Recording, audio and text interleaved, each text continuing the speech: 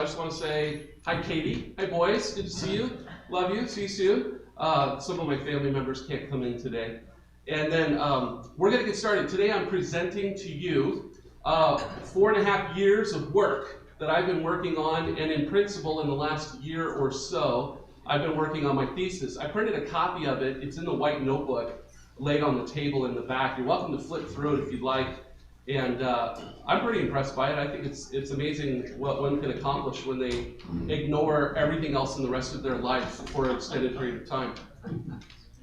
But as we get started, I just wanted to make those announcements, and then I'm going to go ahead and introduce to you Dr. Goertzen, and you should be able to hear and see him on your screens. Thanks to the man, not a myth, and certainly is a legend, Jim Zile, hiding in the back. Thanks for all your help today, Jim.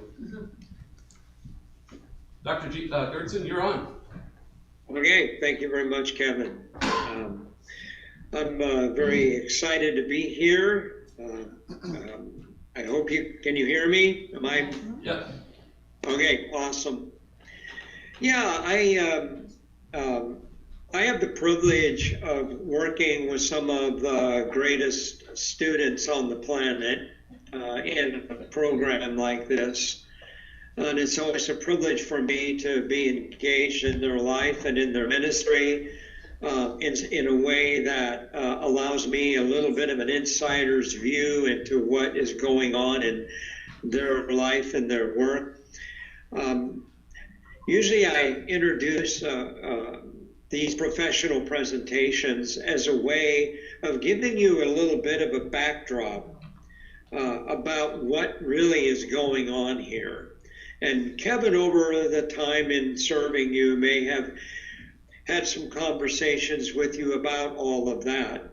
But I would like to just take a few moments to explain what's going on here. How did we get here? What is this all about? And that way, that can set the backdrop for you in hearing his presentation. I'm the director of Corbin's Doctor of Ministry program. And things kind of start there. A Doctor of Ministry program is not like necessarily a PhD program, which is oriented towards academia, it's oriented towards teaching. A Doctor of Ministry degree is extremely practical. Individuals who join that program are just like Pastor Kevin. They're individuals who have been serving the Lord and serving the local church or other ministry organizations, and they have arrived at a place where they want to grow more in an understanding of their practice of ministry. And so they join a program. So Kevin, as he mentioned, has been in the program 4.5 years.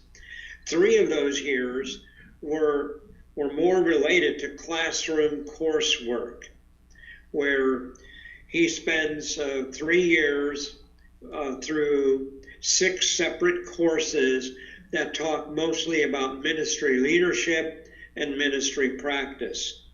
Over the course of those 3 years, to give you a little bit of an idea of what Kevin was doing, you thought maybe he was preparing sermons all that time in his office, but he may have been doing some other things like reading about 25,000 pages of literature related to his coursework, writing a couple of 100 pages of assignments for the program.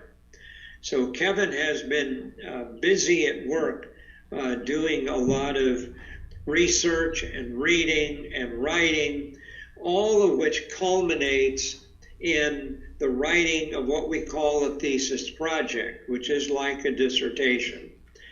It's a thesis project. It's usually made up of 6 chapters. The first 3 are theoretical. He's going to share that with you in the first half of our program today. The last 3 are extremely practical because they really show you the work that Kevin has done on the ground in his research project, and you'll get that in the second half of the program today. Just a few things I'd like to say. Kevin has been an amazing student. I don't know, people who have not been through a graduate or a postgraduate program are not always aware of the rigors of what that kind of program demands.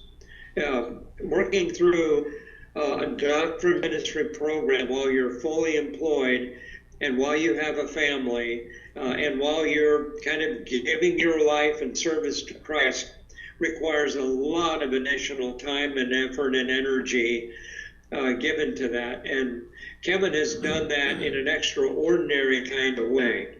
Very few doctorate ministry programs have ever finished their programs in 4.5 years. And so that's exceptional. Most usually take 6. And so Kevin has been on kind of high alert the whole time, ever since he joined the program. And most of you know that he's an energizing buddy. You know him that way. Everything behind him is a cloud of dust. And so he doesn't stand still. He works hard. You all know this. You know him. And I kind of, having gotten to know him at least a little bit personally, I just want to say you as a congregation, and those of you who know him, are very privileged to know him and to serve together with him, because he has a heart of gold for God and for the gospel, for the mission of the church. He really, really does, and that comes through every conversation I have ever had with him. And so it's a joy for me to have had the opportunity and privilege of serving him in reaching this milestone in his life and earning a Doctor of Ministry degree. Because I know Kevin doesn't see that so much as a personal accomplishment as he does as an accomplishment for the body of Christ, because it is being used to serve you and to serve Christ and his kingdom. I can't tell you how much joy and meaning that brings me. So what you're about to hear is the work that he's been undertaking for the last really year and a half. And he's going to walk you through his work, walk you through his thesis project. I really, in most cases, don't. I don't suggest that people read the thesis project. Kevin's is different. I would say you should, if you have the stamina, I would suggest you read it.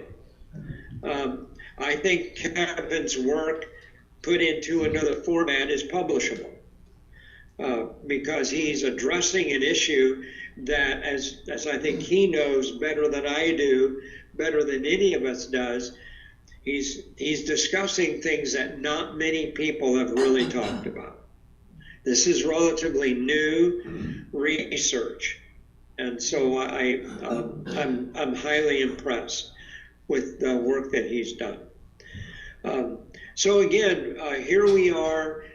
He's going to take you through this chapter by chapter. I would, and through the course of time, I would suggest, if you have pen and paper, jot down some questions that you may have, maybe some things that you don't understand, or some things that you would like him to talk about further. At the end of the first session, we'll do a little bit of Q&A, maybe 10 minutes. And then at the end of our program today, we'll also take a moment for some Q&A. I hope that's clear. I'm going to open with a word of prayer, ask the Lord's blessing on our time together, and then, Kevin, it's all yours. Let's pray together. Father God, thank you so much for the opportunity to be here today. Thank you for the privilege of serving in your kingdom. Thank you for Pastor Kevin, and thank you for the work, the ministry you have given him to do in this place and this time. I pray that you would just loosen his mind and his heart and his tongue to share those things that you've been laying on his mind and heart these past years.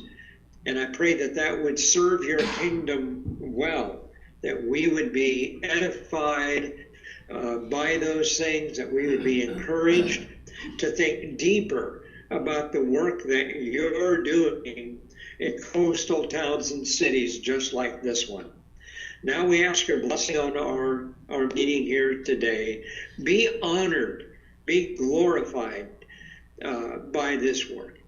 And now we pray these things in Jesus' name. Amen. Amen. That's genuinely going to be hard to follow, I think. Wow. Thank you for those amazing words, Dr. G. As we get started, I just want to take a minute to say thank you and to just acknowledge that while I have done the work, it was kind of a team effort. And so I just want to say thank you to my wife, who's sitting here in the front row. I should, here, let's put you on camera there for a second. But my wife is, you know, she's borne a lot of the weight of taking the kids to the park for the afternoon so I could have a quiet house to work in. She has taken the kids to the city for the weekend to see folks without me. She's sat by herself until the wee hours of the morning waiting for me to finish up and come to bed. It's been a bit of a journey, and honestly, I don't get here today without her. The reason I did it so quickly is that she quite literally told me, enough, get this thing done. And so that's what I had to do. And Dr. G was saying, you know, you got family in the process. I would have never probably started this process knowing I was going to have 2 more kids in the midst of it all either, but somehow the Lord provided a way, and I think a lot of that is through our church ministry. So I also want to just say thank you to the church. You have given me so much space, and you've been, in a lot of ways, an easy church to care for. I thank you for that. We have not dealt with major issues or conflicts as a church. I'm so grateful for AJ. You know, Pastor AJ comes on our staff 5 years ago about, and just being able to preach on Sundays to give me time off, you know, to put 20 hours back into my week is amazing. And then come alongside ministry, although he made everything better, bigger, and faster here, so I don't know if that helped entirely. But and then also thank you to our leadership team, just Stan and Jim for your support, Steve, Larry. Is Larry here? Did I see him? There he is. Larry's here. You know, you guys, elders before and then the elders now, just guys who said, yeah, you should do this and go for it, and then made it happen. So I just appreciate you guys so much. Obviously, you met Professor Goertzen now, and he's just been this little encourager, person in my ear for a long time. And we had a moment for a brief time when the program seemed as though it might be in peril, and I might have lost all of my work, and he found a way forward for me, and I'm eternally grateful for that. And I think in a lot of ways there's some parts of the program I missed out on, but then moving into more of kind of an independent study also allowed me to put the pedal to the metal and really get after it. And so it's just, you know, the Lord works in these things. We just trust in that, and it did. It worked. And then the last thing, we have a couple with us today, but my inspiration for this whole thing is my fellow pastors who serve in coastal ministry. Many of you know, I've been here 15 years now as a church, which is amazing. I'm amazed I survived the first 2 years, and then after that, I kind of am just surprised. Like, I don't know, nothing really surprises me anymore. It's just amazing. But ministry in coastal context is a hard thing. The more research I've done, the more I've realized how much the people who are serving in coastal ministry, how hard they work, and how thankless the job can be at times, but also how hard it is. I'm going to unpack that statement, so I won't give you more than that right now, but it's a hard work. It's a calling for sure, and so I'm grateful for the people who do it. Today what I want to do is walk us through this program, and I'm going to, as Dr. Goertzen said, I'm going to work through the 6 chapters. The hard thing is, I know a lot of you want the meat at the end, but in order to get to the end, we got to work through the beginning to understand the context for the end. And that's what I'm going to walk us through today. And so we're going to, in this first introduction section, I need to do a couple of things, like specific vocab words. We need to talk about the assumptions that I brought into the process. and some of the delimitations that needed to confine or restrict the program overall. But we're going to start here with the problem of ministry. What got me started on this journey was this idea of needing to think through the challenge I was facing as a young pastor in the ministry here, and that was people attending coastal churches were not being meaningfully engaged in the church's ministry. People were coming to church, people were doing church, but people were not leading in church. I found myself in the early years here at Grace asking, where have all the leaders gone? And then I struggled to create leaders for years, and we struggled in that process. And it was a challenging endeavor to get this going. And so one of the things that I began to realize was that coastal ministry has a unique inherent challenge to it, especially in the realm of leadership development. And now when I say the word leader, again, I need to define a term here. Yes, I'm talking about pastoral, elder level leaders, but we also need people who will lead coordinating the nursery, who will lead making sure communion supplies are put on the table every week or every month or whatever. We need people who will lead in the simple things, like coffee needs to get made every week. And we need people who will just own those things and do it. And what I found is, now that I've talked to pastors and done surveys, on the North Coast, or on coastal ministry settings, in those settings, leaders are hard to come by. And we'll talk about why here in a minute. But the why is what we need to discuss in context of how do we get to the answer to the question. So many people attending coastal churches just fail to become meaningfully engaged in ministry. Why does this matter is actually where I got started. So there's a rationale for why I would start this process. And so as I thought about it, I really saw it existing in 4 categories. So one of the categories is the sociological category.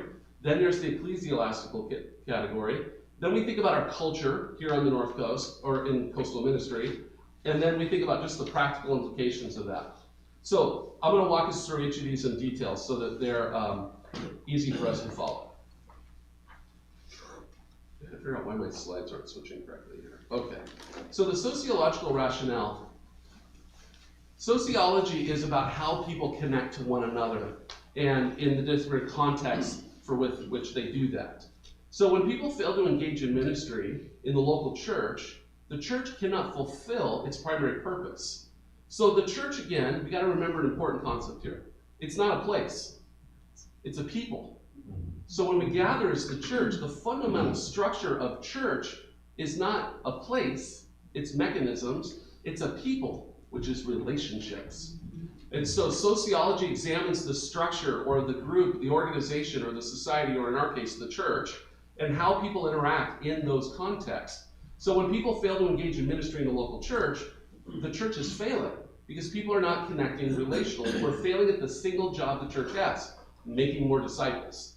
And so the mission of the church then has to be examined. I really like the way that Wayne Grudem in his systematic theology describes church. He gives it a threefold definition.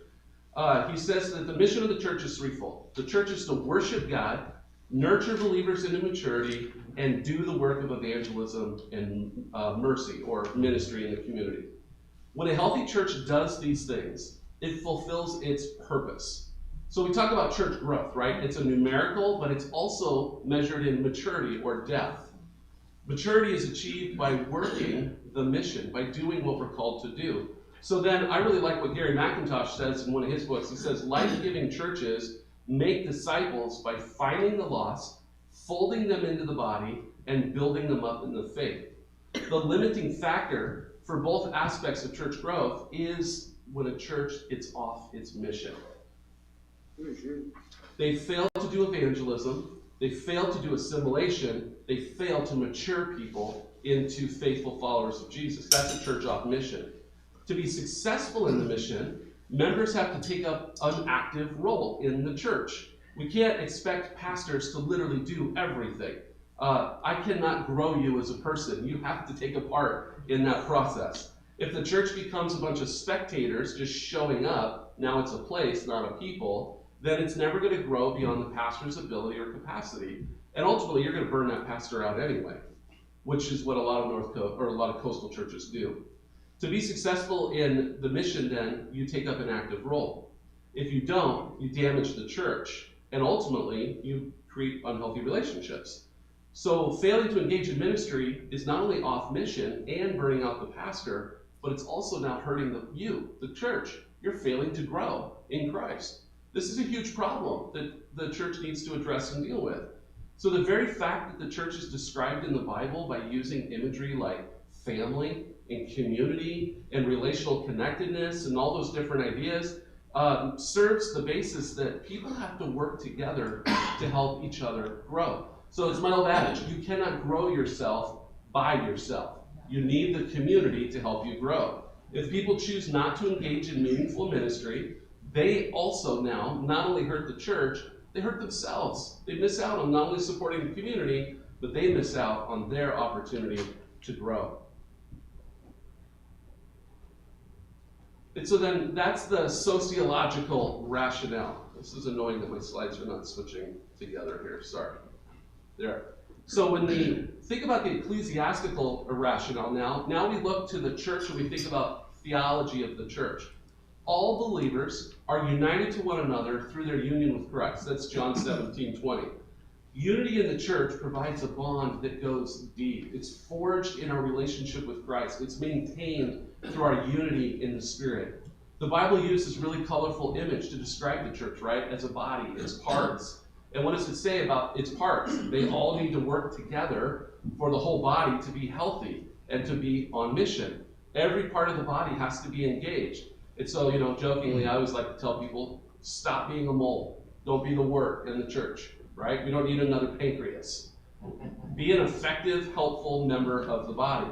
Members of the church are considered kingdom citizens. This is another aspect. So Philippians 3:20 talks about this. As citizens in the kingdom of God, Christians are to conduct themselves as ambassadors, 2 Corinthians 5, right? So those ambassadors have been approved by God to be entrusted with the gospel. That's what we're looking for in the church. Kingdom citizens who glorify God by serving others. If anyone wants to be first, he must be the last and the servant of all. That's the end game with what it means to be in ministry in the church. So what does that mean for us? Well, serving others is a mark of maturity. A spiritual mature disciple has aligned their life with Christ, and they're demonstrating the qualities of Christ. So as a member of the church, we are called to serve in ministry. This is one of the fundamental rationales that fueled my study here. Looking to the cultural rationale, just what about culture?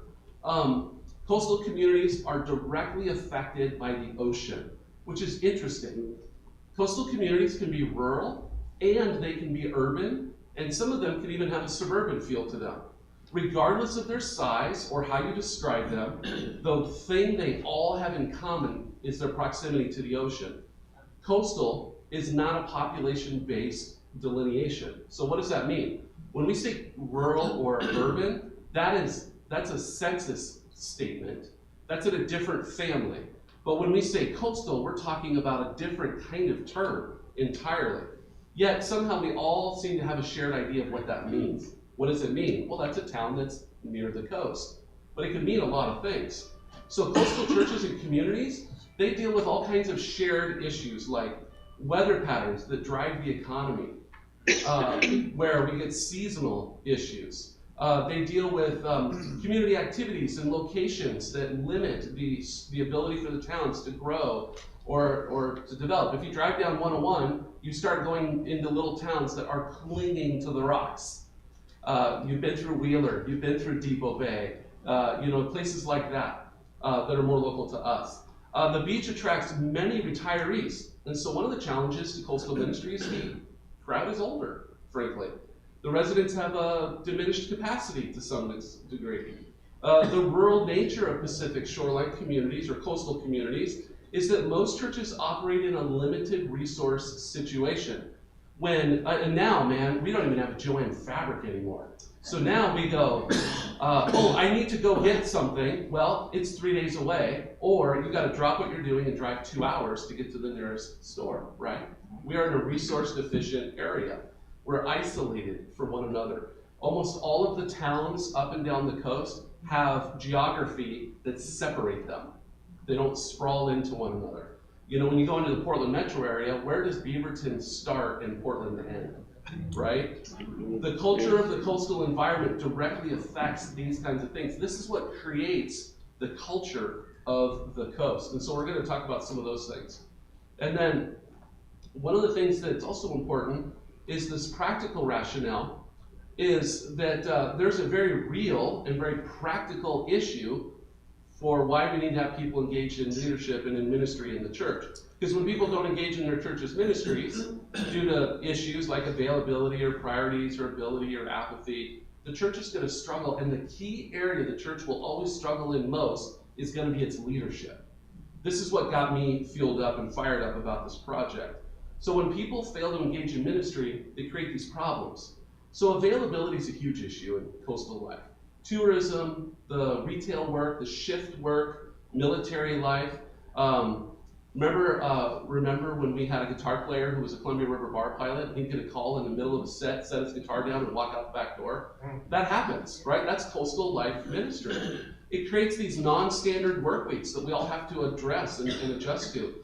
One of the things you run into in the coastal ministries, people don't want to commit. That older crowd in our congregation wants the freedom to go see their grandkids on the weekend.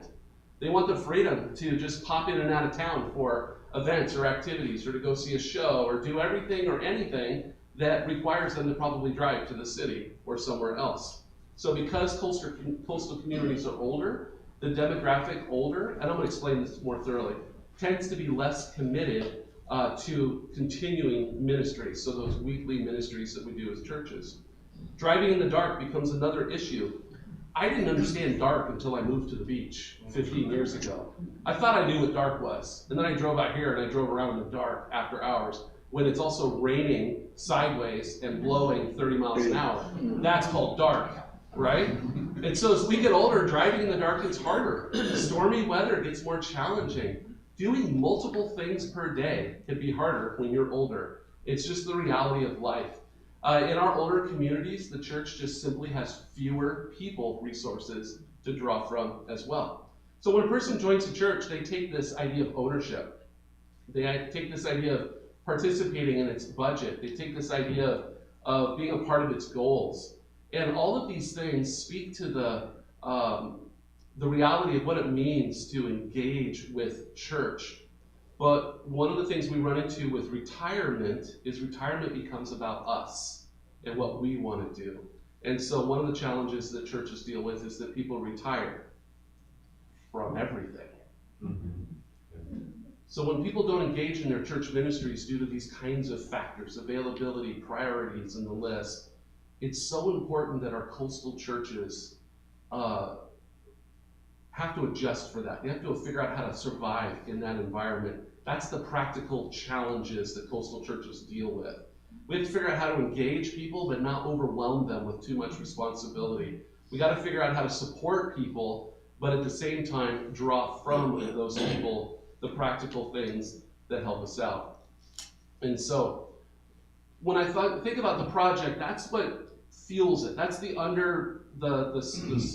supports that support the project itself. Those are the rationales. And then within the project, as I go forward, there's a couple of things that we need to talk about that are important for understanding. One of them is definitions of words. So I mentioned a moment ago that the definition of coastal is tricky. I'm going to talk about this a couple of times as we go along, but the U.S. Census Bureau, they're actually the organization within the United States of America that defines the word rural or urban. Urban is defined as 5,000 people in a town or city, any town over 5,000, or that has 2,000 housing units, or 425 housing units per square mile. So it's a density idea. So the more densely people are packed into each other, the more urban that is. Now here's the kicker that really got me. Here's the U.S. Census definition, literally on paper. I can show you the PDF of what rural is defined as. Not urban. Isn't that hilarious? So I read that and I was like, okay, what do I do with that? How do I come up with coastal as a result of that? But again, when I say coastal, especially those of us who live on the coast, we know what I'm talking about inherently. What I wanted to do in this project was drill down to defining what that is. What is this known idea that's ill-defined? So what I discovered is that the concept of coastal is not a census term. It's not in this family, it's in a different family. Coastal is actually a geological idea. Geology tells us that, or the geography tells us that a coastal community is located next to the ocean, and we call that the coast. And I think you could argue, for those of you who are Midwesterners, if you live along a Great Lake, Hudson's Bay, you're in a coastal area. You know, think about east, go down around Florida, you know, Texas, we're in the sea there. That's coastal. There is no delineation within Census Bureau data that designates anything as suburban or coastal. And so it's a geographic definition. And that's a problem for me in this research study, because now I'm comparing apples to oranges. I'm not comparing apples to apples. I'm not in a situation where I have a Census Bureau data point that I can now reference or leverage for research. So I'm defining this term in a different capacity.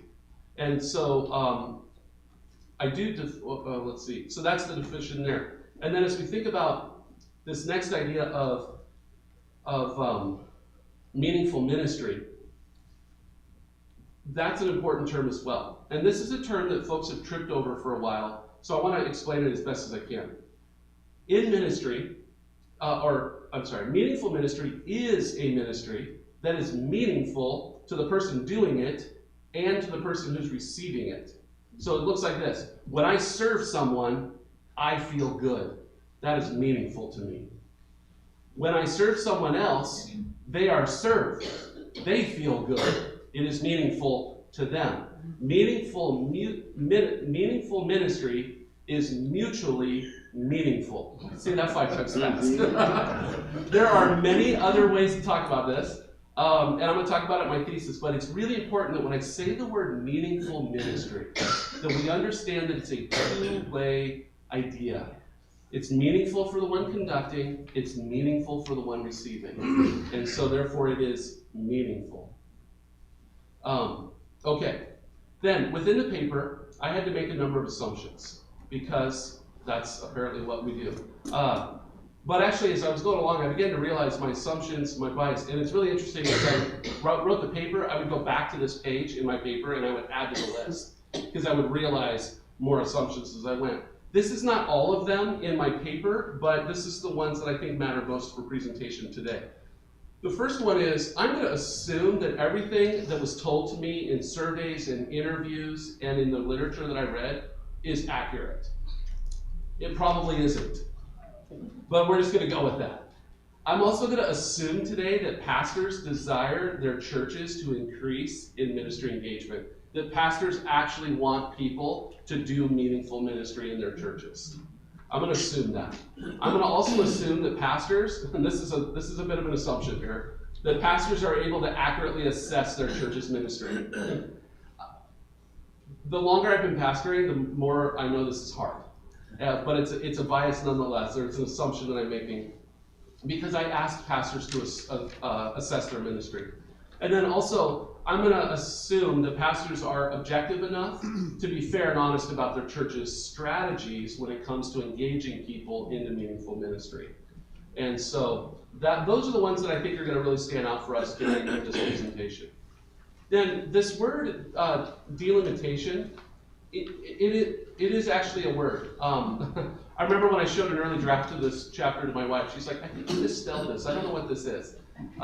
It's a very academic term, but delimitations is to limit the study. I had to put boundaries around this thing, or I would never ever stop studying, and I would never get to the writing. So on the slide, you can see the map. I limited the study to shoreline coastal churches. I will further delineate what shoreline means, but basically towns that are directly against the ocean, not towns that are far away from the ocean. I limited the study to the Washington, Oregon, and Northern California. I did not have enough time because I had an actual deadline in this situation. I would have loved to have started calling churches on the East Coast and in Florida and in Texas and other states that had big coastlines, I would have been very curious to see what the Atlantic versus the Pacific and how there wasn't enough time for any of that. I had to shrink it down. So I went with what was familiar because I've traveled almost all of this coastline. So when I'm starting to talk to people, I can be like, oh yeah, I know what your context looks like. I limited the study to evaluating strategies to engage people in meaningful ministry. There's so many rabbit trails that I can run down in a study like this, and it was a constant, I had to keep focused. So I limited my study also to positive strategies or successful things. I could have run down all kinds of like, oh, that didn't work, why didn't that work? And started studying things that don't work out of curiosity. So I stuck with what was working. I also limited the study to things that were transferable. There are some things that churches are doing on the coast that are really niche and super unique that don't work anywhere else. And not even like anywhere else as in anywhere other than that town or that church. I ran into a few of those things. We could talk about that stuff offline. I found it curious, but it didn't make it into the study. And then I limited the study to those who participated in the study. So I didn't go looking for people's ideas or opinions who were not a part of my interview core or a part of my study there. So that's important. Now, that brings us out of conclusion and into kind of the next section. The next section of this paper or project for me was very, very cool for me to get to experience. Just before I jump into the content, it was such a devotionally enriching experience to think Genesis to Revelation about ministry through the Bible. I spent months writing this chapter, just devotionally in the Word every day, thinking about ministry. And what I'm going to share with you today is like the 740, and that's not even a 747, it's like a U2 flyover. We're in the stratosphere here because there's 60-something pages in my thesis on this topic. And I'm going to give you some big category ideas that I think will give you a taste, but not necessarily overwhelm you with the whole topic. So one of the things that I would start with when we think about a biblical and a theological foundation is, what are some of the phrases or foundational ideas that launch us into thinking about ministry in the Bible? And for me, it starts very quickly. We think about Jesus. He's the hero of the biblical narrative. Jesus reveals the ultimate act of service. Even the Son of Man did not come to be served, but to serve. He gave his life as a ransom for many. We think about those Bible verses that just remind us that though he was in the form of God, he did not consider equality with God a thing to be grasped, but he emptied himself, taking on the form of a servant. Jesus is the ultimate servant. He embodies the servant concept. He elevates it to a new status. When Jesus is alive on the earth, we learn things about service that were previously locked away for humanity. He unlocks these ideas for us. The ministry in the New Testament adopts these imported ideas that Jesus redefines service around, and he translates them to his disciples through the church. And ministry is the work that the church now does because Jesus taught us how to do it. So generally, ministry refers to the service that is being rendered through love to other people. All believers are called to serve one another in whatever they do, and that act of serving is also serving Jesus. Colossians 3 unpacks this for us. Those who desire to be great or to have greatness in the kingdom of God, well, then they need to learn how to do Jesus kind of service. That's what Jesus teaches us in the New Testament. So in this section, I'm going to talk about the biblical and theological foundation as we think about what Jesus has done to define service for us. And we'll look at meaningful ministry here as we do that. All right. First and foremost, service is the responsibility of all Christians. The love of Jesus commands us to love others, right? You shall love the Lord your God with your whole heart, soul, and mind. You shall love your neighbor as yourself. It's a command that we are to love others. We love other people by serving them. We are created for service, literally, and we serve people as a response to what God has done for us. It's what we do. It's our responsibility to serve others. And we do that out of what Jesus has poured into us through his love and mercy and forgiveness. The atoning work of what Jesus has done yields for us a joy that surpasses all understanding and recognition. And that is what fuels us to do this awesome work of ministry and service in the lives of others. It's a powerful thing that ministry and service is all about what God is doing in us. And so we think about service as being then not just given to us by God, but it's a partnership with God. Even the command to go and make disciples is not the mission. It is a co-mission. We do it with the Lord. The Spirit is in us to achieve this goal. So Christian ministry service is a partnership. Salvation is the work of God in the life of a believer. Service is the work of the believer that glorifies God. I really like what Morris said in his New Testament theology. When he's talking about service, he says, we should emphasize what God does in the servant rather than what the servant does in the serving.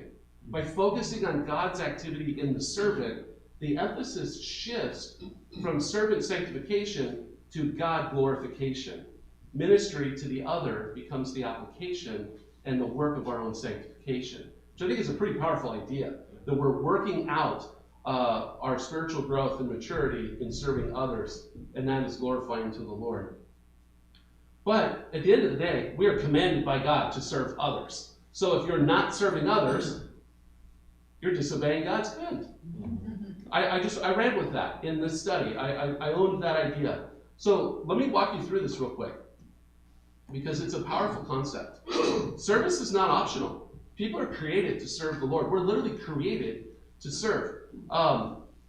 Humanity was created to serve the Lord, and that relationship was established in the Garden of Eden. In giving, I'm going to say man, but in giving Adam, or giving man, humanity, his work, tend the garden, be fruitful and multiply, these kinds of things, the Lord did not invite him to this. Hey, I have an idea. Why don't you come do this with me? This is what you are to do, God says. He gave the man a task. He commanded the man. When he commanded man, he ordered the nature of our relationship. He is the Lord. We are the servant. The Lord is over man in both position and in authority. Man serves the Lord. They're not equal, and man does not ever govern or direct the Lord. The relationship is crystal clear. And not only did the Lord command the man, but he put into place consequences if the man failed to obey. For if in the day that you eat, you will surely die. That's a consequence for disobedience in Genesis chapter 3. Or, well, it's actually end of chapter 2. The creation of the consequence orders the nature of the relationship between man and God. And the Lord is over the man because the man is created to serve the Lord. Now, as the narrative of the Bible unfolds, we eventually find the nation of Israel, God's people, serving foreign human leaders, masters, Egyptians, right? And so by the time we get into Exodus, there arose a God who did not remember Joseph, or there arose a man who did not remember Joseph. The Israelites are building cities for the Egyptians, and they were being worked hard, and they were being mistreated. And so when God redeemed people from slavery in Egypt, he redeemed them to a different kind of service, not to freedom. We transferred from serving Pharaoh to serving the Lord. But service was still happening. And then Paul reiterates this truth in the New Testament. All things are created by him and for him. Colossians 1:16, right? The Lord has created humanity because it gives him the pleasure to do so. He enjoys having a genuine relationship with his creation. However, people are not created equal to the Lord. The Lord is God, and beside him, there is no other. Redemption is about service. The Son of Man came to serve. We are called to serve like the Son of Man. Not only do we serve the Lord as the Lord has demonstrated, but we will do so, as Revelation 7:15 says, for all of eternity. That we will serve day and night in his temple, he who sits on the throne of heaven. This is a really profound idea that service is a command, and then we see it through the scriptures. As I mentioned before, Jesus is the example. Jesus served others before because of his compassion, and we're to do the same. Jesus walked around on this earth, and he saw hurting people, he saw poor people, he saw sick people, and he did something about it. He saw people hurting, and he stepped into their reality. We are no different. The Good Samaritan, the prodigal son, are passages that remind us of what compassion can accomplish in the lives of other people. It accomplishes restoration. It accomplishes redemption and reconciliation. Jesus served others in his teaching ministry. That's what he did. He served by teaching because he illumined for us things that were previously not understood. Jesus taught his followers how to serve by demonstrating service and by talking about it. Imagine the moment. Just put yourself in the room when Jesus drops to a knee and wraps himself in a towel and washes the disciples' feet. That's the day we learned about service and what humanity is called to do. So when it comes to service, we don't hold back. Did Jesus ever hold back? He didn't discriminate against anybody. Everyone is qualified to receive service.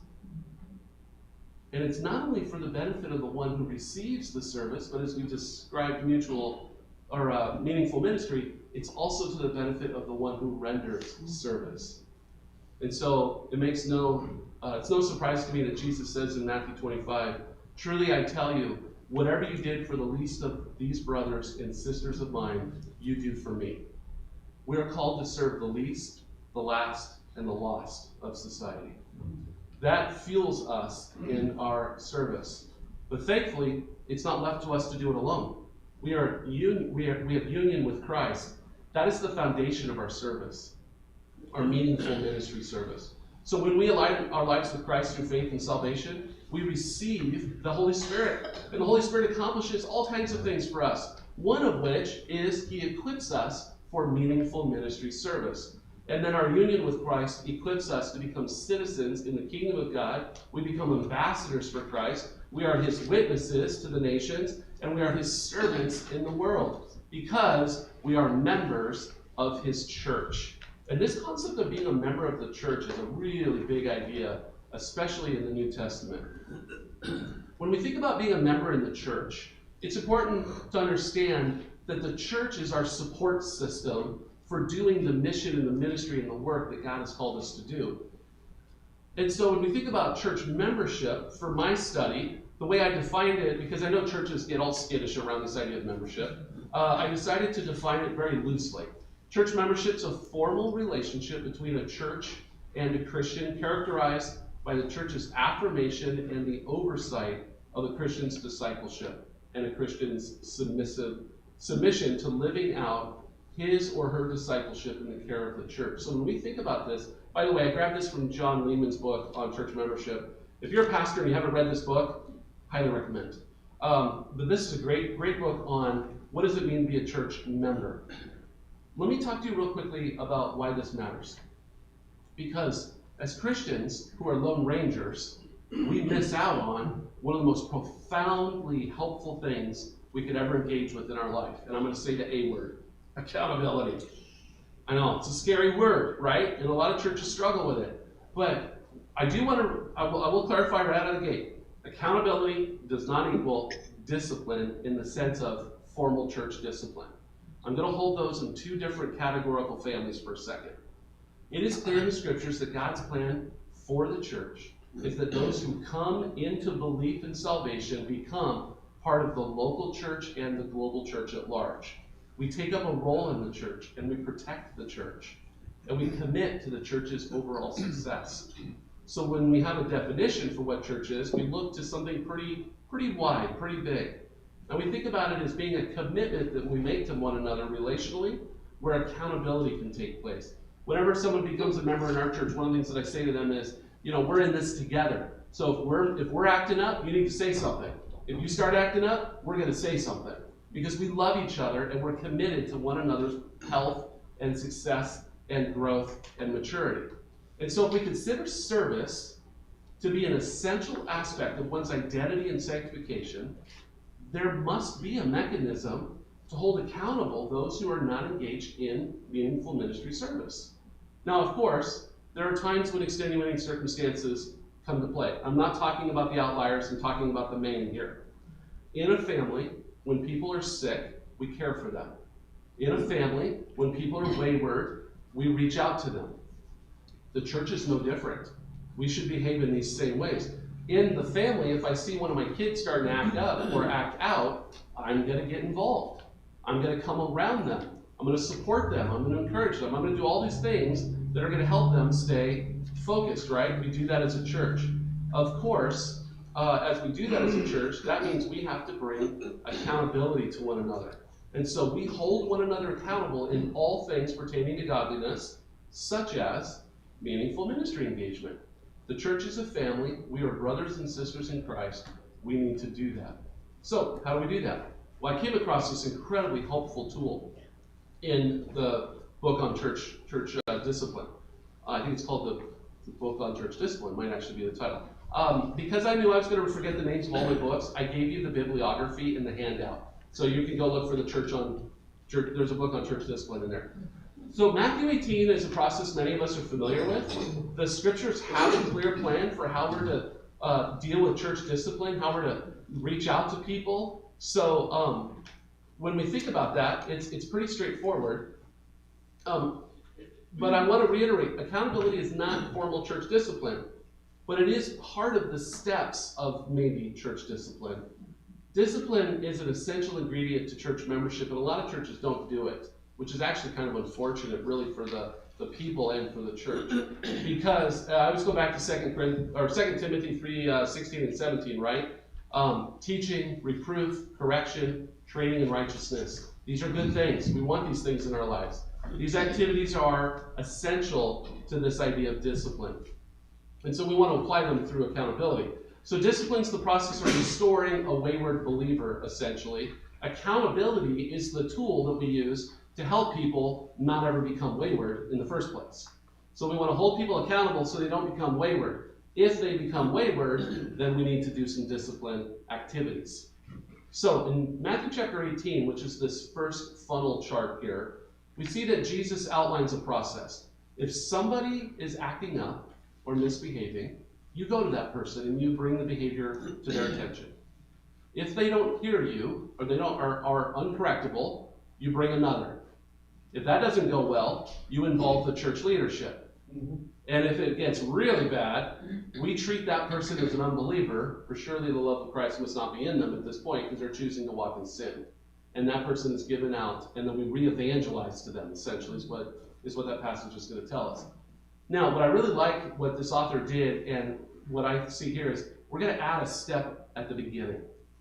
Because in the New Testament, and remember, Jesus gave us Matthew 18 as part of his teaching while on earth. But then, when Jesus left the earth, he gave us the Holy Spirit. And one of the fruits of the Holy Spirit is self-control, self-discipline.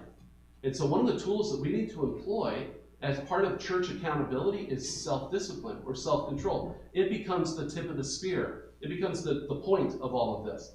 We begin, before I should even have to go to somebody should have self-control to say, I think I'm misbehaving here. And that's where the accountability piece comes in. So in this diagram, we add self-discipline as the first step, and then we work on our sanctification and grow in Christ. We become aware of sin and all the missteps in our lives, and we head them off through accountability before they become a problem. This is what it means to be teachable, reprovable, correctable, and open to training. When we exercise self-discipline, we should never need formal discipline. We just need some accountability along the way. And probably an open conversation for sanctification to work itself out in this trusted realm of what we call the church. And so the result is we avoid church discipline through accountability. And my point in all of this is that a way that we serve one another is by holding one another accountable so that we are walking in godliness, so that we are being teachable and reprovable and correctable, and that we are open to being trained into righteousness. And so, as I kind of wrap up this section, the thing that I want to do is I want to illustrate that if we're going to have this biblical theological framework that says we should do meaningful ministry, we are going to need a mechanism for when people don't do it. And that's where church discipline comes in. And I'm going to come back to this in the second hour with a little more of how these pieces of the puzzle fit together. All right. I just have a little bit for this third chapter, and then we're going to take a break. So hang with me for a few more minutes, and we're going to get there. Yes, we're doing good. Have I overwhelmed you yet? Hopefully not. All right. The literature review, as Dr. Goertzen kind of alluded to, was really difficult for me. Definitely the hardest part of this entire project. because if I go to the library or the Christian bookstores, are there those anymore? I don't know. When I search, the internet, there are exactly 0 books on coastal ministry. Yes. I didn't entirely realize that I was back-ending my way into discovering a new category for ministry here, which is what he was talking about at the beginning. But I told him probably 3 years ago that whatever I end up doing for a project for this doctoral work, I want it to matter bigger than me. I want it to be something that contributes to the kingdom as a whole, which is, I think, what I ended up with.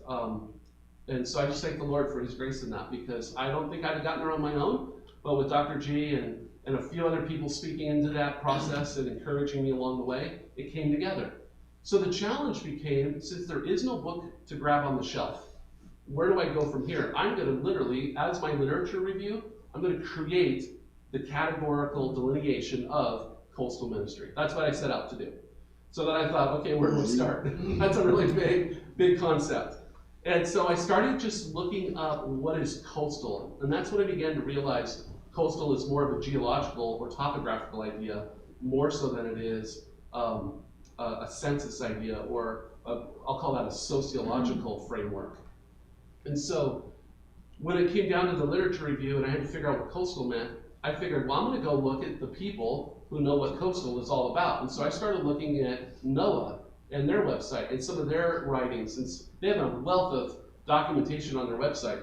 NOAA is the National Oceanographic and Atmospheric Administration. So I'm looking at a reputable government resource, and it's where I found a universally recognized definition of coastal. I was like, I jumped out of my chair and I was like, yes, I have something to work with. It was probably 11 o'clock at night, and I probably scared Becky or woke her up, but it was just that moment where I was like, okay, there's a way forward. I felt very stuck for a while. And anyway, what they gave to me was amazing in this resource, because they gave me a category for how to understand coastal. And then all I had to do was attach to it a ministry idea or a ministry designation. And so I decided that as a literature review, I would just use all the ancillary data around this idea of coastal, and I would build a definition and what its ministry implications are. So that's what I'm going to walk us through just fairly quickly and fairly briefly. There's more to it in the paper for sure, but generally speaking, I wrapped 6 ideas around this concept of coastal, because it's a scientific idea, it's not a sociological idea, and there's no ministry subject on it. So I just thought, well, all right, I see you there, I'll figure it out, and I went after it. So because it's a concept of geography, I began to look at topography. The topography, I think, is important to understand because it defines what our coast looks like. Our coast is very skinny, essentially. We have the Olympic mountain range in the north up in Washington. Then you have the coastal mountain range in Oregon. Then you have the Klamath Mountains in Northern California. And then you run into, those run all the way down to San Francisco Bay. And so then what we get, let me jump back, we get this map. So just kind of give you an idea of what I'm talking about. This mountain range essentially divides what we call the Pacific Coast from the rest of the country. And then obviously the Cascade Mountains are there as well. So we get this beautiful Willamette, Sacramento Valley that runs in the middle, and then we get this crazy coastal designation. You'll notice on the map of America, you don't have to see any detail, but just notice how little green there is on the western half of the country. And then even less green on the other side of those mountain ranges that run up and down the coast. So this is important. Mountains separate the coast, and what they do is they create this giant barrier that cut us off from all of our resources, which are in the valley. Then you have the weather. Because we're up against the ocean, and all of the weather that blows in off the Pacific Ocean has to hit that mountain range and get over it, we get all the rain. We're in the rain shadow. And so we get 120 plus inches of rain in various places. We average around 110 inches here in the Astoria area, but you go up into the Olympic National Forest and you get 120 plus, and then as you go south into the redwoods, same thing. So mild temps, no extremes, high participation, frequent cloud cover, lots of fog. That's us up in the northern half. We're in the oceanic climate. If you go a little further south, you get more into the Mediterranean. So they have all the seasons. They have a drier summer. They have coastal warm breezes, which is also what creates all that fog, and humidity, which is why none of us live there.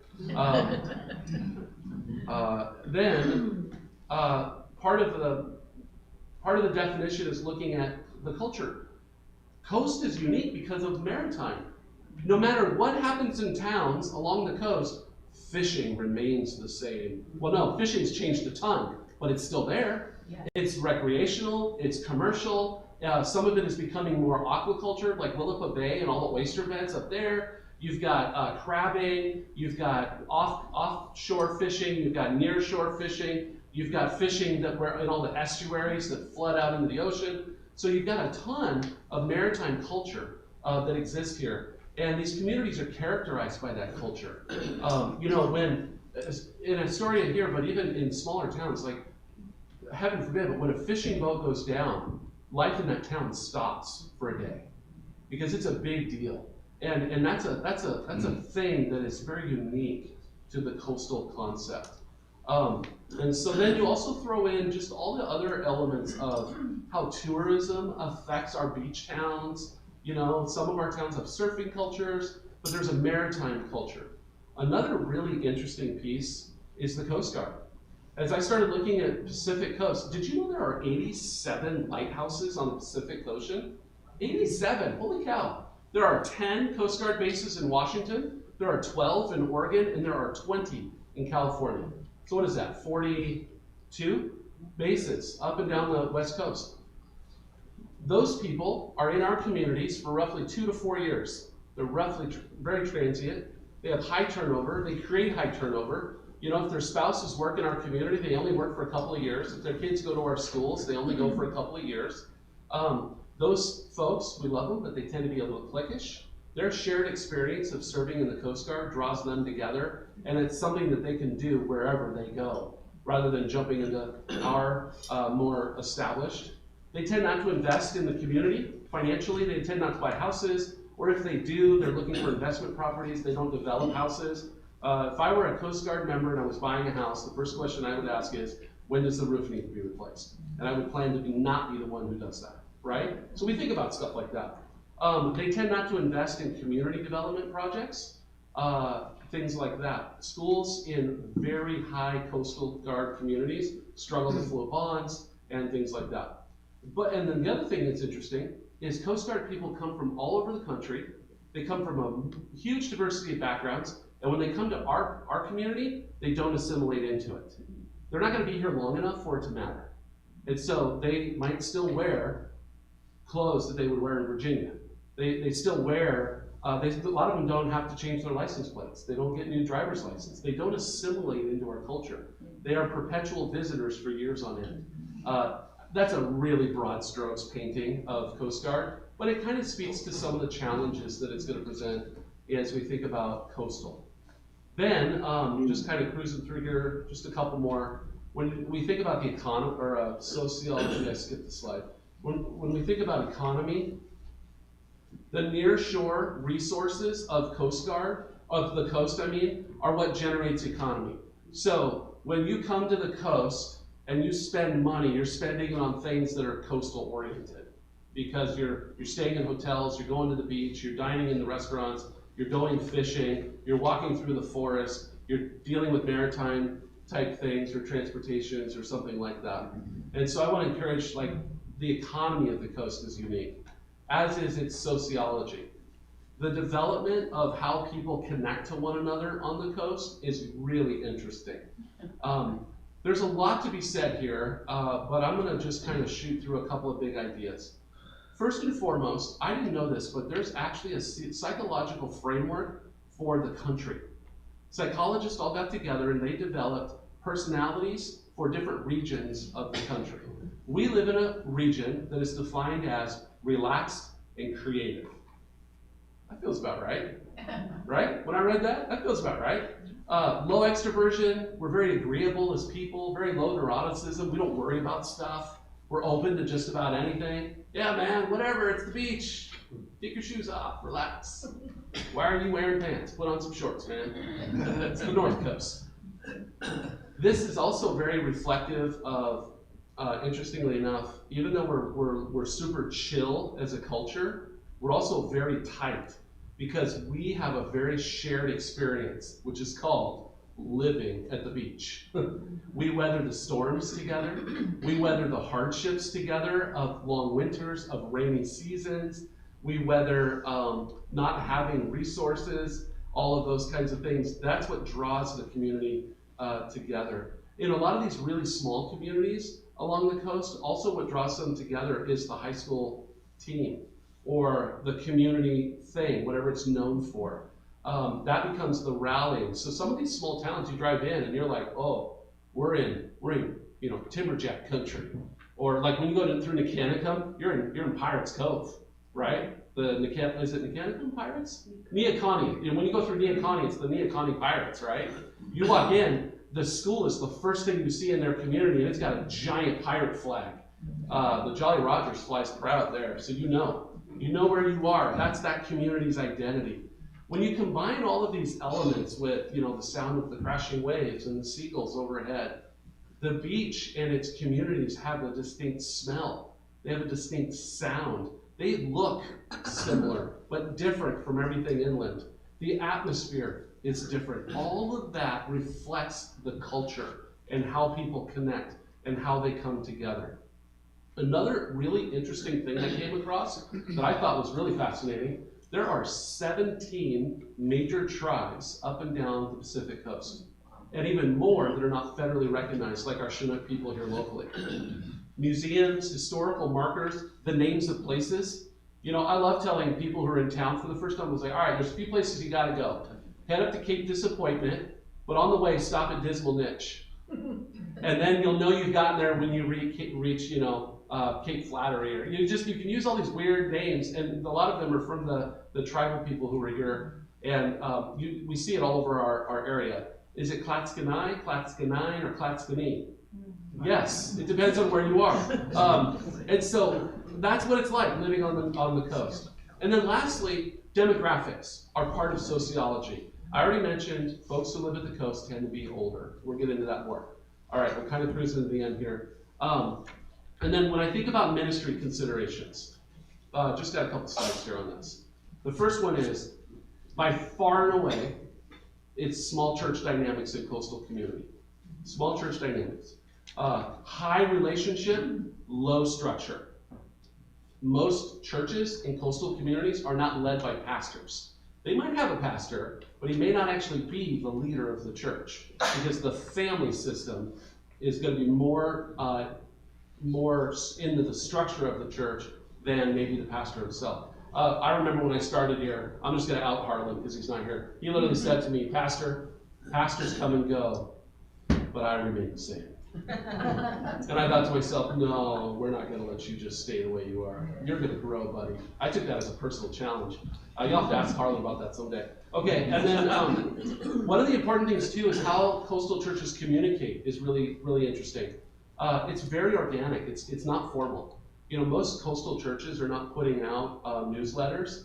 They just have a quick Facebook deal, or they do a phone tree. I remember when I got here and we had this extensive phone tree. It was hilarious to me. That's how people communicate around here, or just word of mouth. It goes around fast. Then the value, the tradition, the heritage, all of the culture of the area talks about who we are as a people. And then one of the other pieces that's really important is the intergenerational connectivity of people on the North Coast.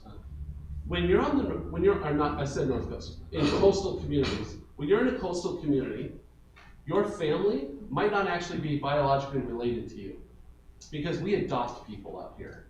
People come out here who are disenfranchised or alone, and they get absorbed into the community, and they become brother and sister, even though they may not biologically be brother and sister. And that's something that is very prevalent in coastal ministry context. We raise kids and families as a village. The whole town is looking out for one another. We grieve together as a community. We celebrate as a community. Astoria is different, but as you go down the coast, A lot of these communities maybe have one church building, maybe two, possibly three. And so all the weddings happen at one location. All the services for memorial happen at one location. It's the church. We don't have that up here. It's different. But down in some of the other communities and north in some of those communities, they don't have what we have by way of diversification. And then, I keep hitting the wrong arrow. Then just finishing this up. When you think about the family system, it makes sense that we value the people more than the performance. So one of the things that happens in coastal communities a lot is that unskilled or non-qualified people are serving in high-profile positions because we love the person more than we do their product or what they produce. We value generalists, not professionals. We need people who can do lots of things, not a person who can do one thing, because there's much to be done and there's only a handful of people who can do it. The calendar of coastal churches is usually run by the hunting season, the fishing season, or the school schedule. So if there's a band concert on Thursday, then the Thursday night Bible study can't meet because we're all going to the band concert. In really small towns, that's how they function. The average size of a town in the coastal community is around 3,000 people.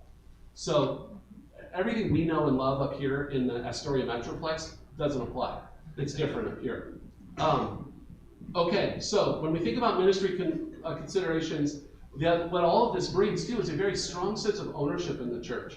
I remember when I arrived, I asked, well, where do we do children's ministries? And they said, oh, down in Terry's classroom.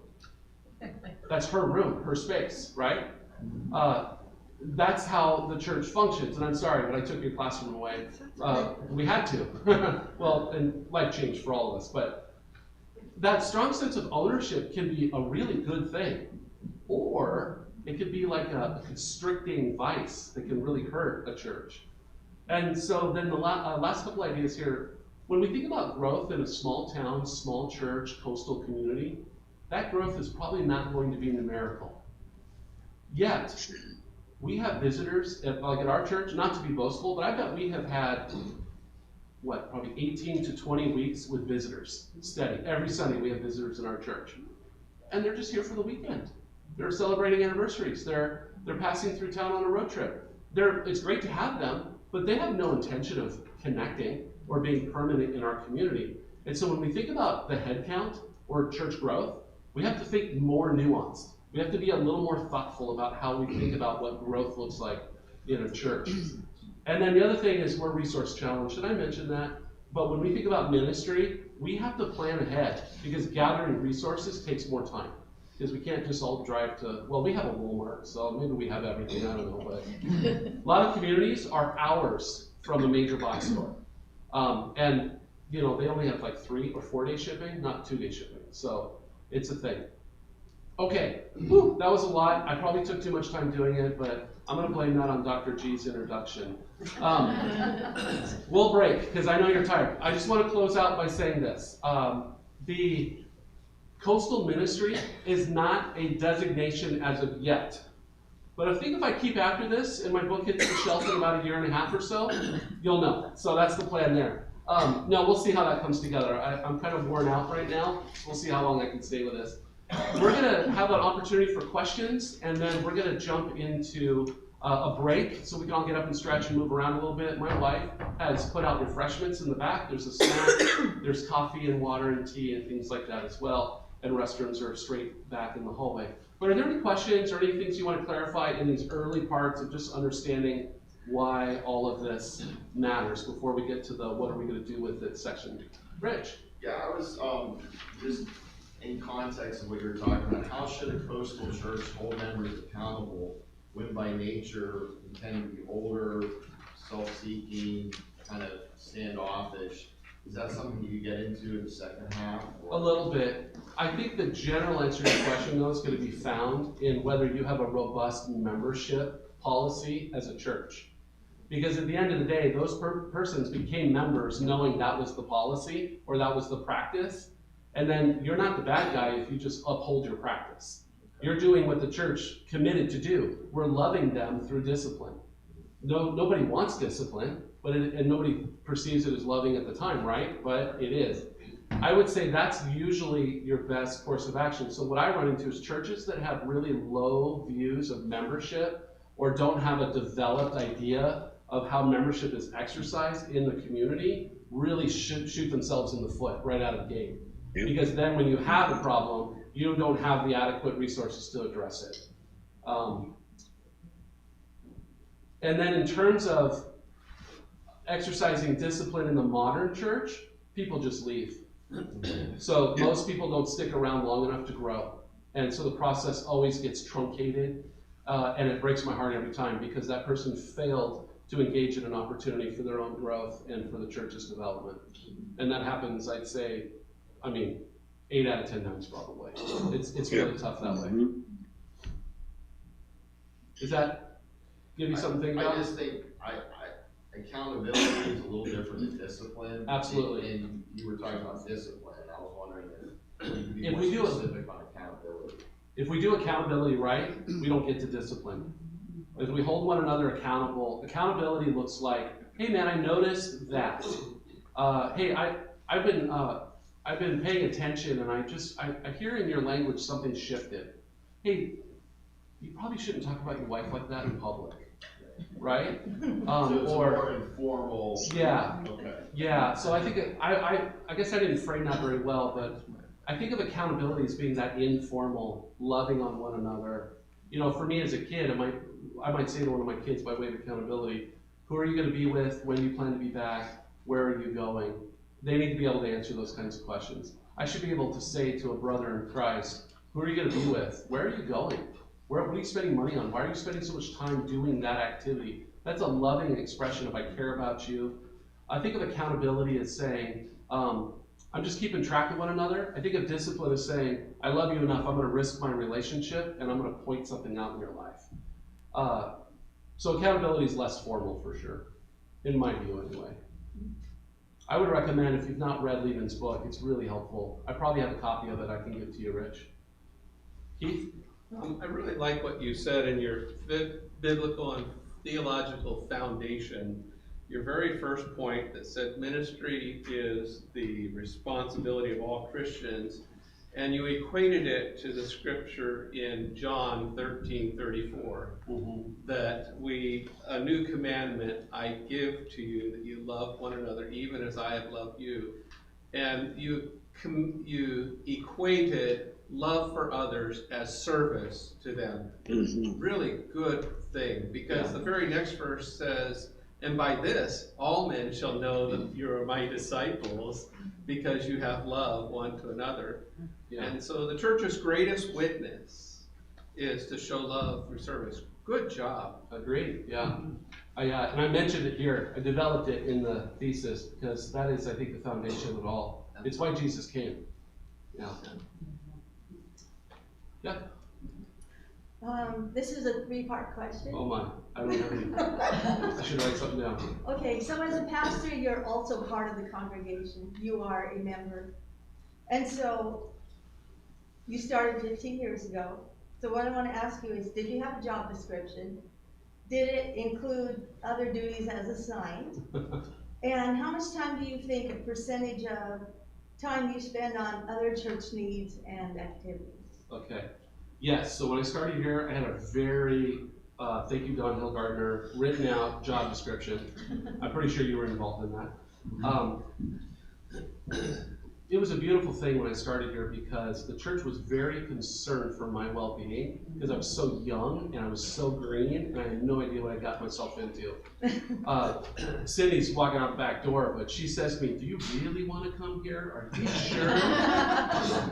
And I was like, yeah, I think so.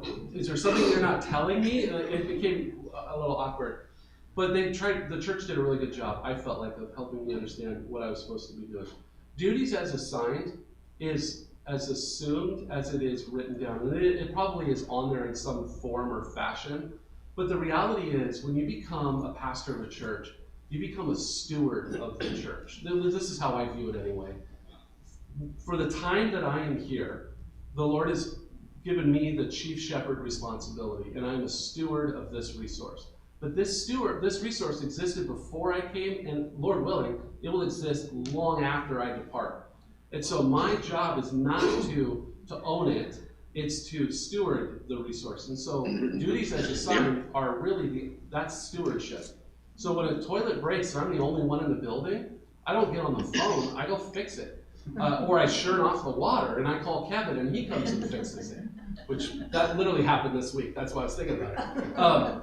And then there's the responsibilities of just, I see things that need getting done. I'm not always the best person to do it or the right person to do it, but I'm the one who saw it and I need to act on it. And that is a duty as assigned. So, Melinda's not here, but man, you should have seen the spider in the elevator lift the other day. She's deathly afraid of spiders. She uses the lift every single weekend. I called the exterminator, we got the spider, right? Those are the kinds of things that's pastoring, that's loving your church. I know she's gonna need the elevator. I know she's afraid, not afraid, like she has an overwhelming fear of this. I mean, it was a scary spider. We got it taken care of, Those are the kinds of things that happen. And then what was your third part again? How much time do you think you spend on these other activities? Oh man, that's a harder question to ask, but I would venture to guess it's in the neighborhood of like a few minutes a week to, it could be hours, because I have the misfortune of being fairly good at a lot of things. And so, sorry. I know, it's my dad's fault. And so sometimes I do things I probably shouldn't do, and I don't realize they're gonna take 3 hours when I start. You don't know that the security system is gonna take 3 hours to reboot. You just thought it was gonna be hitting a button, and then I get into the rabbit trail. There are times where I literally have stopped and like, wait a minute, I need to call somebody else to come do this. Or Lisa's very loving, she'll come in and be like, Kevin, I noticed you're still working on this. You should probably call somebody else to come do this. And that's the power of having people around me as well, because I get very tunnel focused on stuff. I literally texted Becky last night and I was like, oh, I just realized it's dark outside, I'm on my way home. I texted you like, 6 o'clock last night? Kevin comes in and he's like, whoa, you're still here. None of that cued me. It wasn't until I looked outside and realized, oh my goodness, it's 6 o'clock, I need to go home. I was so laser focused on what I was doing. So that's kind of how that is. We can talk more about that, because there's probably deeper stuff to that question, and you're my mom, so you have Any other questions, and then we'll take a break? And I'll be around during the break if you want to approach me personally, because I know not everybody wants to do the public forum thing. All right. Let's take a break. It's 11:30. We're running a little behind. I told you noon. We're going to miss that by a few minutes. At any point, if you got to sneak out, that's fine. But let's all stand together, and that's how we signal that a meeting is adjourned. All right. Thank you, everybody. We'll get back to it here. Can we do like a 10-ish minute break, and we'll jump back in? Is that all right? All right. Thanks, Dr. Okay, everybody, we're going to jump back in, and I assure you, this is the good part now. We're getting to the good stuff. I hope some of you recognize there is a handout. I tried to provide a bit of an outline so you'd have a place to contextually jot down ideas, and then I want to just talk about that ever so briefly, and then we'll launch in. At the back of the handout, I included the bibliography from the paper. I just thought that might be helpful to give you an idea of like what were the things I was reading that informed me as I was doing this. And some of those books, well, I have in possession, I think, just about every book on that list, or the articles. And if you hit me up in an email, I'd be more than happy to send you a couple of those resources. I also gave you a chart that I was going to kind of come up in the Chapter 5 section. I'm not going to do a lot with it, but I wanted you to have it in print. And it's all of the interviews that I conducted. I took quotes from each of the interviews in each of the thematic categories that I'm going to talk about. But I thought it was just a really neat way to categorize that information. So I included that for you as well. Did anybody get a chance to flip through the thesis that's in the notebook back there? It's kind of hefty. I could smack you with it later, but you'd take a good nap that way. It was really fun. I waited and waited and waited. I never printed an entire copy of the thesis until I got the final version back from Professor Goertzen. And then I hit print. And to see it on paper was so real. It was amazing. And now I'm looking for, I think it'd be cool to have it bound. So I'm going to figure that out down the road. But all right. We're going to jump into methodology. Chapter 4 is the hinge point as Dr. Goertzen mentioned in the opening, it's the hinge in the study where you go, okay, I know what I know. Now it's time to do something with it. And so we're going to talk through briefly now the methodology regarding what I did with it. I feel like it would be helpful to create a structure. So think of this as the skeleton, and then we'll start hanging flesh on it. So the skeleton of what I did was to jump into a study. So some of you have called this, oh, Kevin's going to defend his thesis. This is not a defense. I don't have anything to defend. I am presenting the project that I learned from, and that's the idea here. So as we jump back in, we're going to shift our focus to the purpose of how I went about finding the solution to the question. The setting here is going to refer to the idea of the perspective of how we went about doing this. And so for the purpose of methodology, as we look at the purpose in the project, we'll look at the perspective, we'll think about how I went about doing this, who was involved, then how I implemented the project, and then we'll analyze some of the results as we get going along. So here we go. And I got my computer figured out so I can push less buttons, which will keep my brain doing fewer tasks simultaneously. I employed what is called a mixed method research project. Qualitative first, quantitative second analysis. So the question I'm asking is, do coastal churches that meaningfully engage their attendees in ministry utilize common strategies to get them to do that, basically? So the purpose of the project is to demonstrate that there is, in fact, a specific process for engaging people in meaningful ministry, and here's the key, within coastal ministries. Yes, there's processes all over the place. I got 30 books on my shelf of processes. None of them are for coastal ministry. I want coastal ministry. That's what we're driving to. So what I did is I interviewed pastors, I surveyed pastors and churches, leaders, and then I produced a bunch of results. And so that's called a mixed method, using qualitative, quantitative data, and drawing it all together. So practically, what it looks like is I interviewed a bunch of pastors and I did a bunch of surveys. That's kind of what it boils down to. So the project parameters, just a reminder, is the Pacific Coast. By way of delimiting the project, I did not include the Puget Sound. The Puget Sound, if you've ever been up there, it's salt water, but it's not the ocean. It's different because the island, the Strait of Juan de Fuca, changes the weather up there, changes the vibe, changes the culture. I didn't really want to deal with like Seattle, Port Angeles, all of those towns going up. I just knew that it was going to skew the study. And so then I applied the same logic to everything south of San Francisco Bay on the West Coast. When you get to San Francisco Bay, the mountain ranges kind of end, the valley opens up, and the communities are sprawling. And so churches that are near the ocean in LA really don't connect to the study that we're doing here. Or I shouldn't say LA, it's more like Monterey Bay and places like that. And I just felt like that wasn't going to be helpful. Now, someday, if I get to go further with this, I will open all of that up, because those become really neat nuances to this project. But I had about a year. I was on my wife's deadline. I was on Dr. Goertzen's deadline. I had to get going. That's what I did. So that's where this matters. Then the other thing is, I did not survey or interact with all of the churches, or what are called churches. I chose to further restrict the study by only looking at churches that were of an evangelical Protestant category. So that means I excluded a number of churches. You can see the list here. Jehovah's Witness, we could argue whether they're churches, Mormon, Latter-day Saints, Seventh-day Adventists. I probably could have kept the Adventists in the group, but with them ministering on Saturdays and then having a completely different leadership structure within an organization, I just felt like that was going to be hard to fit in. And then, of course, New Age groups like Baha'i, Universalist, Christian Science, all that kind of stuff. I didn't include them. We can argue about whether I should have or not later. Qualitative interviews. So I did 6 interviews in 3 states, 2 per state. It was a discussion interview. It lasted approximately 90 minutes. They were recorded, and I transcribed all of them because of this beautiful, powerful tools that we have where I can just upload audio and it made it into, oh man. I gotta say, Dr. G, at one point along the way, I felt like I was cheating.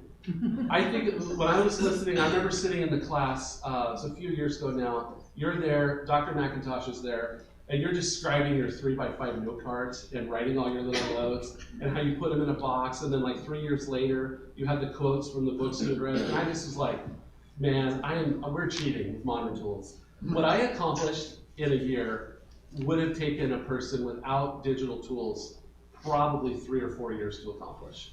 And so I acknowledge that today. I wasn't cheating, but it felt like it because I could just zoom through data analysis because I had tools that were not available 5 years ago, 10 years ago, 20 years ago.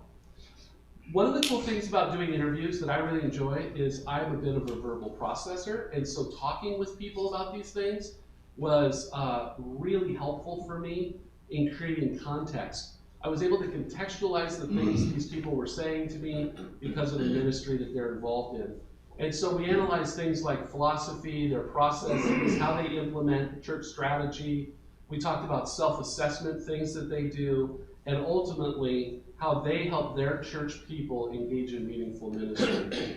So I created an interview guide. I didn't give that to you. It becomes several pages. It's all the appendices in the back of the thesis, but I asked basic demographic questions. I learned about their ministry, so the community, the town they live in, things like that. I learned about their church, church size, age, dynamics, how they do governance, things like that. I talked about their approach. How do they do ministry at their church? What is the pastor's philosophical approach to engaging people in ministry? And then we talked about barriers. What are the issues that those churches or pastors deal with that are causing ministry to be hard to do? And we spent a lot of time talking about that. By asking about barriers, I was able to learn more about strategies. By asking them what's hard, they could tell me how they were overcoming it. But if I asked them, how do you do ministry? They kind of looked at me funny, like, So what I did was I tried to give them a framework to process how to give me the information I wanted. So then I created a survey to go with this. In the coast, fitting my delimiting parameters, I identified 428 churches that fit within my research criteria. 235 of them had easy to find information for contacting them. Think about that for a minute. 193 churches on the Pacific Coast, I could not find a phone number for easily. Isn't that sad? I'd Google them. I couldn't find a website listing. I would go on Facebook and search for them, and I couldn't find anything. 193 churches I had to jump through major hoops to get a hold of, or find, or connect to. And churches that were like First Baptist Church, churches that were like, Community Baptist, Community Church, not obscure, hard to find churches. I was shocked by this, and it completely ground me to a halt for a short while. But then my mother-in-law had hip surgery, and she was stuck on a couch with nothing to do. And she said, Kevin, what's a way that I can help you? And I was like, oh, I know what you could do. You could scour the internet looking for contact information for churches. And she helped me a ton. So Maggie, if you're watching this, love you, thank you. She had knee surgery last Tuesday, so she's at home recovering. She's going to be the bionic woman by the end of the year. And then of the 200, let me back up. Once I came to realize that I was going to have a really hard time coming up with more research, I thought, what if? I'll just shoot the tool out to everybody, and we'll see what I get as a response. Because honestly, 235, if I got high yield return, could be really helpful. That would be enough. So that's what I did. And the responses came in a flurry in the first day or two, and I had 18 whole responses. And I was like, oh no. Well, I let it sit and marinate for another week, and then I sent out another email, and when it was all said and done, over the course of a month, I managed to pull together 40 survey responses. So I started at 428 churches, 193 of them I couldn't get information for. The 235 I did have information for, most of them ignored me, my desperate pleas. Please help a college student, do his project. And I got 40 total responses, which yields roughly a 17% return, which I have come to find out, all those annoying surveys that you get on the phone calls and spams and stuff, 17% is actually a really high return for survey data. I had no idea. So most people hang up on them, like I do. And 70% was actually a really good return. So I had to make a decision. I had a deadline that I had to meet. And so I decided to forge ahead with what I had. We'll get to the end where I'll make recommendations. One of my recommendations would be just, I need to work harder to get more responses. More color to the data just would have been more. But I'll be honest with you, I had enough. We can draw out some really good conclusions with what I had. Then the other thing that I'll mention is that the survey was designed to be really similar to the interview so that I could cross-tabulate the data. So the goal here was that I actually had 46 responses, which is a little better, but that's the idea there. And then the survey tool itself moved through 5 key ideas. What is life on the coast like for you in your neck of the woods? What are some of your beliefs about ministry in general? Then, what are you doing to engage people in ministry? Then I asked about barriers to what you're doing, what your ministry engagement, so the barriers to ministry engagement. And then I asked them in short answer questions to just tell me a little bit about their experience around dealing with these barriers that exist to getting people involved in ministry. And again, the reason I asked for barriers is it's easier for us to think in that category, but what they told me in response became the affirmative, this is what we're doing to engage people in ministry. So it was kind of a backwards way to do it. I read it in a book, I thought it was brilliant, and I went with it. But if you want to read some riveting things, I've got some books for you on quality research tools. Yeah, you know what I'm talking about, Dr. G. Okay.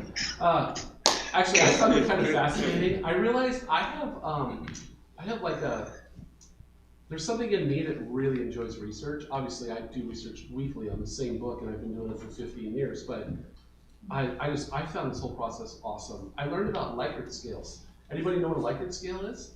So a Likert scale, there's actually a picture of one here on the slide.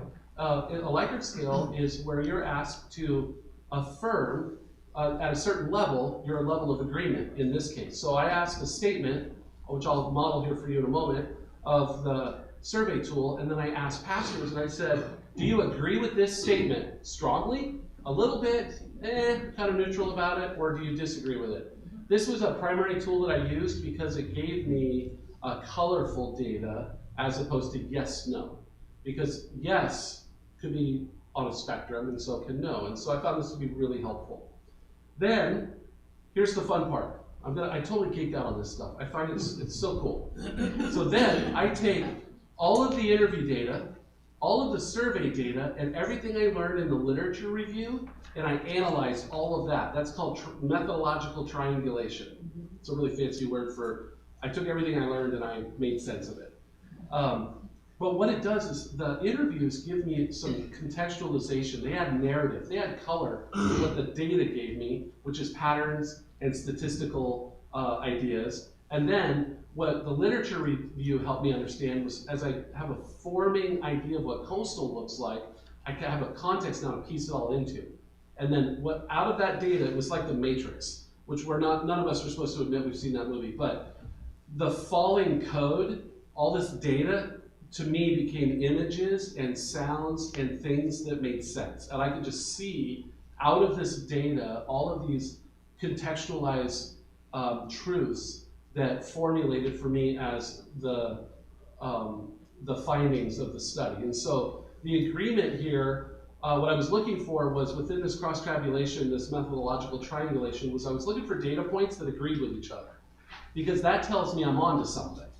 But also, data points that don't agree with each other, they tell me that I'm also onto something, but it's something I need to study later because I don't have time to deal with it right now.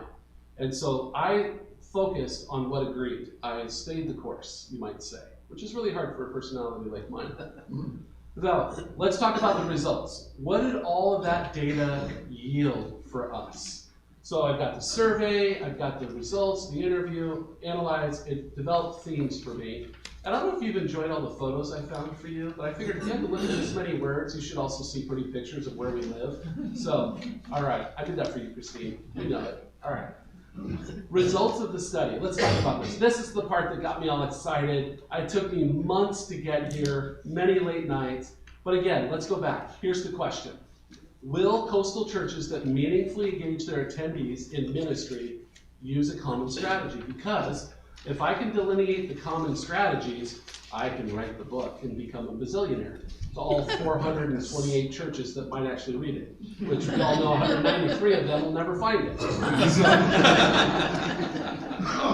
all right. We'll see how the East Coast fares better. Will coastal churches engage their attendees using a shared strategy? That's the nugget that I'm looking for. That's what we're drilling toward, okay? So, 40 responses came from 32 pastors and pastoral leaders. There were 8 people who filled the survey out that were not what I would call a pastor or elder level pastoral leader in the church.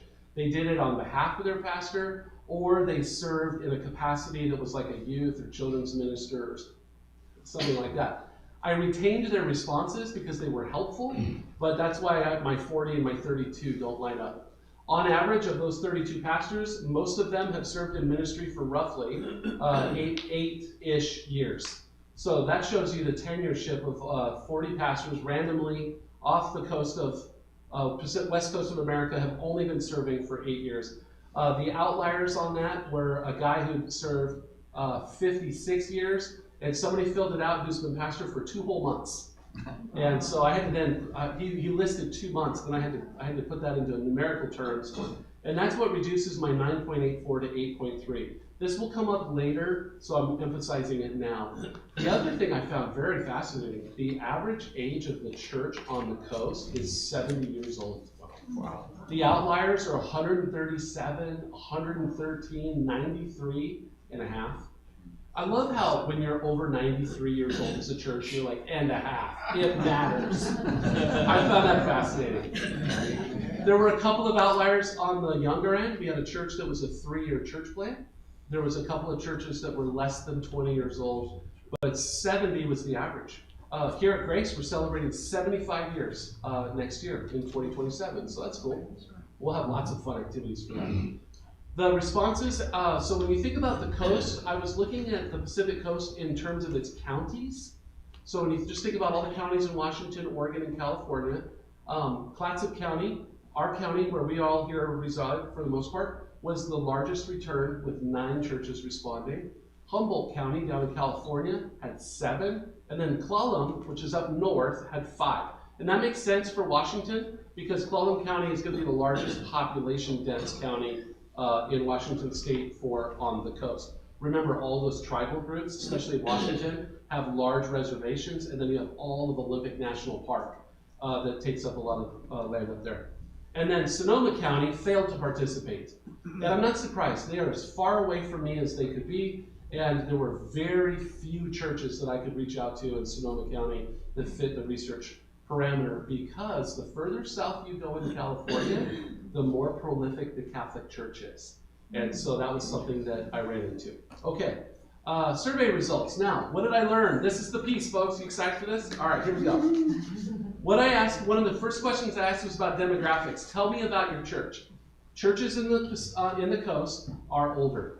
I asked them to rank the age brackets. So I gave them categories, and I said, put these in the order that reflect in your church. By far and away, churches reflected that their church demographic is 55 to 70 years of age. 36 to 55, so senior adults, and then the third category was elderly. I'm reading this for those of you in the back who can't see it. And then, I'm glad some of you got my joke. Then we just get younger, young adult, children, and then youth at the bottom. I would have thought it'd be youth and then children, but it was youth and then children. But you can see how close they are in the responses. So what this reflects is, up and down the Pacific Coast, churches in coastal ministry are older. That's a truism, not an evaluatory statement. That is what it is according to the data. Life on the coast, by way of ministry preferences, is interesting. So, all of these churches that are full of older folks prefer to do ministries that involve food. Kevin, this is the thing that surprised me. We were talking about that last night. This is the thing that jumped off the page to me. Churches on the coast love to eat. We love each other through food. And I'm not surprised by that. Churches that listed their predominant age group as seniors, senior adults, their most popular ministries in their churches was food, feeding, soup kitchens, lunches after service, care or ministry meals, things like that. I would say in our church, we do food, 3-4 days a week in our ministry programming. It feels like the kitchen's constantly being used. We got all kinds of things going on. The second for senior adults, the second highest category was worship team, and the Sunday worship service. That was the most prolific ministry service. And then third was outreach to the community, which a lot of that was through feeding and soup kitchens, food pantries, clothing closets, things like that. So churches with older adults are more likely to serve outside of the church facility than churches with younger adults. Churches that listed younger adults as being their largest groups or populations predominantly listed ministries like children's ministry, youth ministry, and various ministries that I would call in-house ministries as being their predominant ministries. So an interesting finding for me was that the most popular ministries in coastal churches revolve around food. There seems to be an above average emphasis on food in coastal churches. Yeah, so that's pretty cool. Another thing that I thought was really interesting, I did a kind of a sneaky thing in the survey, was I gave them categories for how to describe their community. And then I gave them at the bottom, other. You can just write your own in. And the top category is rural. Over probably 27 respondents listed themselves as rural, and or tourism-based and seasonal, and retired, and a fishing community, and a beach community. What does that sound like to you? Coastal. Notice that I did not give them the word coastal. Yes. I made them describe to me coastal, but I didn't furnish it. Because what I wanted to see was, would people who live at the coast describe themselves with terms that described coastal, or would they describe themselves in another way? I don't know if you can see it, because I copied this out of stuff, so I got a little bit. The blue bar, the second one down, is urban, and suburban follows that. And I didn't define those terms, I just assumed people would have an idea of it. Incredibly low return there. Most people who live on the coast do not think of themselves as urban or suburban. And then farming and logging had a significant number of returns, and that makes sense. Olympic forest, coast range, redwood forest. Logging is integral to coastal ministry, so that's a huge piece. Tribal or indigenous was also a fairly high return. If you could see at the bottom, the others, there were 3 of them. One person wrote in blue collar, so that's an interesting outlier. And then down in Humboldt County, I got 3 people who described their communities as a college town, which makes perfect sense because the university is there. Okay. Now, here's the meat of the survey. All of that was just kind of fun. Here's the meat. I asked the survey respondents to affirm a statement regarding ministry. So the first ministry statement was, I believe meaningful ministry service is an essential aspect of one's discipleship. Essential is the key word. I used a very specific word there because I wanted to communicate a weightiness to it. I believe church intentionally uses ministry service to help people grow spiritually mature. I believe that a member or a regular participant who identifies as a Christian is expected to engage in some form of meaningful ministry service. And then at the bottom, this was a big one. I believe as a church leader, I should confront church members who fail to participate in meaningful ministry. Okay? So you see how I really loaded those statements with some words that are going to, my goal was to elicit an emotional response. Those are emotional words because there's no wiggle room. So now on a Likert scale, so remember strongly agree, neutral, I asked them to say, to what level do you affirm these statements? Then, so what I discovered, I should say this, okay, I've got to remember where I'm at here. I ramped up the level of commitment. So it's a progressive idea, and as the questions progressed, The agreeability degressed. You can imagine how this was. So here's what I came down to. My conclusion is this.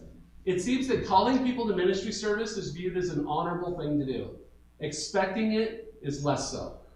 And confronting it is even less acceptable. Isn't that an interesting thing? Remember, these are church pastors filling out this survey.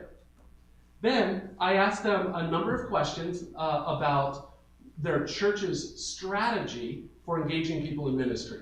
So I moved from these belief statements where I've got them all hot and bothered now because they think I'm out to trick them and they're mad at me as a survey person because I'm asking them these loaded questions. And then I'm going to ask them a whole bunch of questions. So what I tried to do was press in and then retreat. So I wanted to press in. I read this really great book on Crucial Conversations as one of my classes. And it talked about the idea of you press in on a conversation, and once you see that person starting to get uncomfortable, you retreat to safer things. And you maintain conversation. They don't blow up and blow out of the conversation. So in my survey, what I was really worried about is that people would get offended and quit, and then I wouldn't get a complete data set. And so what I tried to do was retreat to keep people engaged. And I allowed people to see the next question rather than only one question at a time, so that if they got a little insecure, they could look ahead and see that it was okay, that it wasn't going to be continuing to go. So I did a ton of ancillary reading on how to conduct surveys and interviews, and I think it really paid off in the study. All right, so where are we at? So these are the statements I asked. My church has a specific process or strategy for engaging people into service. My church clearly communicates its process. My church's process for engaging people is effective. My church has a person who leads the process. My church leadership consistently reminds people that we have a process, and my church has a variety of service opportunities for people to serve it. So we call them to ministry, we better have something for them to do, right? And notice that I put that question at the end, not at the beginning. So I could have led with, hey, we have lots of stuff for people to do. I didn't want them to start with, yeah, we got lots of people stuff to do, because, well, you know, if we have a lot of things for them to do, then my thought was, well, yeah, then obviously we're communicating. Obviously we're doing a good job at this. So I pushed it to the end so that they would arrive there rather than start there. I'm not manipulating how people think. I'm trying not to skew how they think. Now, here's the cool part. We're going to put it all together. What I noticed is many respondents appear to agree that they have many opportunities for service, but they don't seem to believe that they have a process for how to connect people to those opportunities. So what came out of the data was this. This is overwhelming to look at all at once. This is how a Likert scale reflects itself. So the bright green on the far end, that is strongly agree. Neutral is the yellow, and red, the hot red at the corner, that is the strongly disagree. When you spread it all out over the chart, one of the things that you see, and I should orient it here. Okay, what you're going to see is that it's got a curve to it. Can you see the curve in the green and in the red? That jumps out to me. That's where that's like the matrix code falling into form for me. I began to see the data, and that curve tells a really powerful story. The story that this curve tells is that the responses are going to show us that we like the idea of ministry and discipleship going together. We like the idea that people should do that. We're not real keen to the idea that I want people, that I'm going to make people do that. And then as we think about ministry, it reflects in how we coordinate ministry. We like the idea that people should do ministry. We have lots of opportunities for people to do ministry. But now that I'm telling people they should do ministry, I really don't like the idea that I need to be the one doing it. And that's what I kind of heard from pastors. So, is there anything else I want to say about this? The idea, I guess more than anything, was that this tells the story and helps us understand that as a church, as pastors, it's one thing to tell people they should be involved in ministry. Apparently, it's entirely a different thing that we should tell them that they have to do it. So that's a hard one. Now, the second half of the survey that I conducted was the barriers. I wanted people to tell me what are they doing by telling me how they're overcoming these challenges. So the idea here is I presented 9 barriers, and then on the 10th question, I asked them to rank the barriers, which one's the most significant. So the barriers are pretty straightforward. People do not participate in meaningful ministry because they have not been invited to do so. Nobody asked me to come serve, so I don't.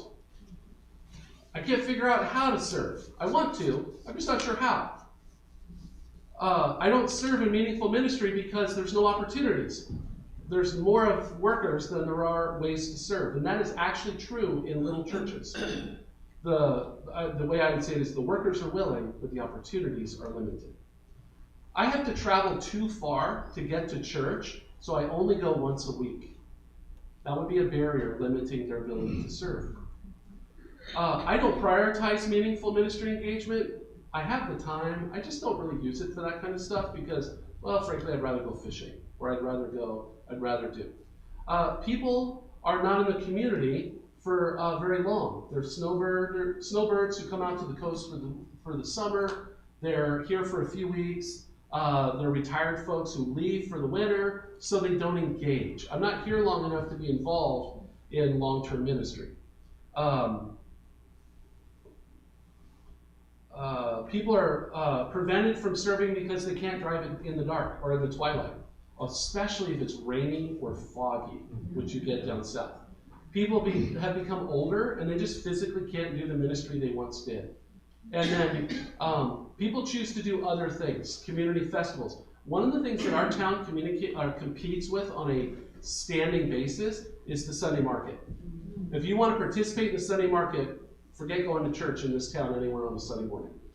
Because all of our services happen simultaneously. People will choose to participate in those events or school events or fairs or things like that. So then, of all these barriers, which you can see, people rank them as this chart that you have on the screen is. I said, now which one is the most significant for your church? Overwhelmingly, pastors said, well, people just don't prioritize ministry. And I had to sit with this for a while. Because I would love to go ask all of their congregations if this is actually true. But I'm going to assume that what pastors tell me is true, and I'm going to assume that pastors can accurately assess their congregations, so I'm going to take this statement at face value, and I'm going to treat it accordingly. But I do think it's interesting that we know our churches are older, and another high return is that people are elderly and can't serve. And then people have community conflicts. And the smaller the town, the more likely this is to be a reality, I think. So, there we go. People don't prioritize ministry service. Over and above, that was kind of the big idea. And so, out of that, as I began to look at all of the different survey data, the results kind of yield some conclusions. And so some themes emerged for me, or some ideas emerged. And here's kind of the big five that I discussed. Pastors discuss making ministries more accessible by making them more flexible. So when I get into those 5 questions I asked at the end where people could give me, just fill in the blank, the questions were like, what is a barrier in your church and what are you doing to overcome it? And then the last question was, what are other things that you think are unique to serving in the coastal community, right? And so that's what this came out of. Pastors discuss making ministry more accessible, more flexible, shorter ministry seasons or seasonal ministries. If we know that people are going to be leaving all the time, hey Jim, I just had a code come up for the live stream or for the meeting. But if we know that people are going to only be in town for a short period of time, then we need to make ministry flexible. We need to free up seniors to go visit their grandkids on the weekends, but ministry still needs to happen at the church. We got to find some flexibility. People said that they're focusing on doing better, focusing on connecting with people rather than creating more activities to go to. So the activities that churches are doing are more open and less structured. Pastors talked about communicating early and often about what's coming up next so that people can prioritize it on their calendars. The sooner I know something's happening at the church, the more I can defend that spot on my busy calendar. Pastors talk about bringing generations together in ministry rather than segregating everyone into age-based categories. So if our senior folks are not as able to do some of the ministry that they could once do, let's pair them with younger people who have knees that bend and, backs that stretch. So, I drop something on the floor and I start to wonder, how badly do I need that item, right? Some of you are older, and you know, I say to my little girls all the time, you're a lot closer to that than I am. Could you pick that up for me? So a lot of pastors talk about just assessing priorities, adjusting their programs, and being intentional about what they're doing. I would say the theme that came through that was, if we do less better, it's better for the church, rather than being busy trying to do a bunch of stuff. Now, that's what came out of the survey. Then I went and I interviewed 6 pastors, and I was looking for color and context. So everybody I interviewed is a lead level pastor in their church. All of the pastors provided commentary and context for the literature. 2 were in Washington, 2 in Oregon, and 2 in Northern California. Great group of men. I really enjoyed learning from them. Then what I did was I recorded all of their transcripts, and then I dumped all of their transcripts into one document, and I did a word frequency analysis. So how often do reoccurring words appear in the conversation? And what I did was I took me out of that conversation, because obviously I'm asking the questions, which means certain words will appear 6 times because I said them. So I filtered all of that out, and I did this word frequency analysis, and then I'm showing it to you today as a word cloud. A word cloud is just kind of a fun way to demonstrate word frequency. The bigger the word, the more likely it is to occur in the conversation. So I don't know what jumps out at you there. Community and faithfulness, right? So as I'm having conversations with pastors, they're telling me about their community. They're talking about their community. They're talking about being faithful in their community. They talk about themes of hope and resiliency. They talked about being small as a community. They talked about the different generations that exist in their churches, or the missing generations in all of their churches. They talked about their traditions, and then they talked about, and I think the word shoreline snuck in. I'll tell you why here in a minute. The word shoreline snuck in because of me. I kept using that, and it's funny, when you talk to somebody, you start picking up their lingo. I had a couple of pastors who picked that word shoreline up, because one of them literally was like, I really like that idea, I'm going to use that. And then he proceeded to use it in the interview. So that might be a false return, but it's there nonetheless. So now let me talk through these themes using their language that kind of colors the concept.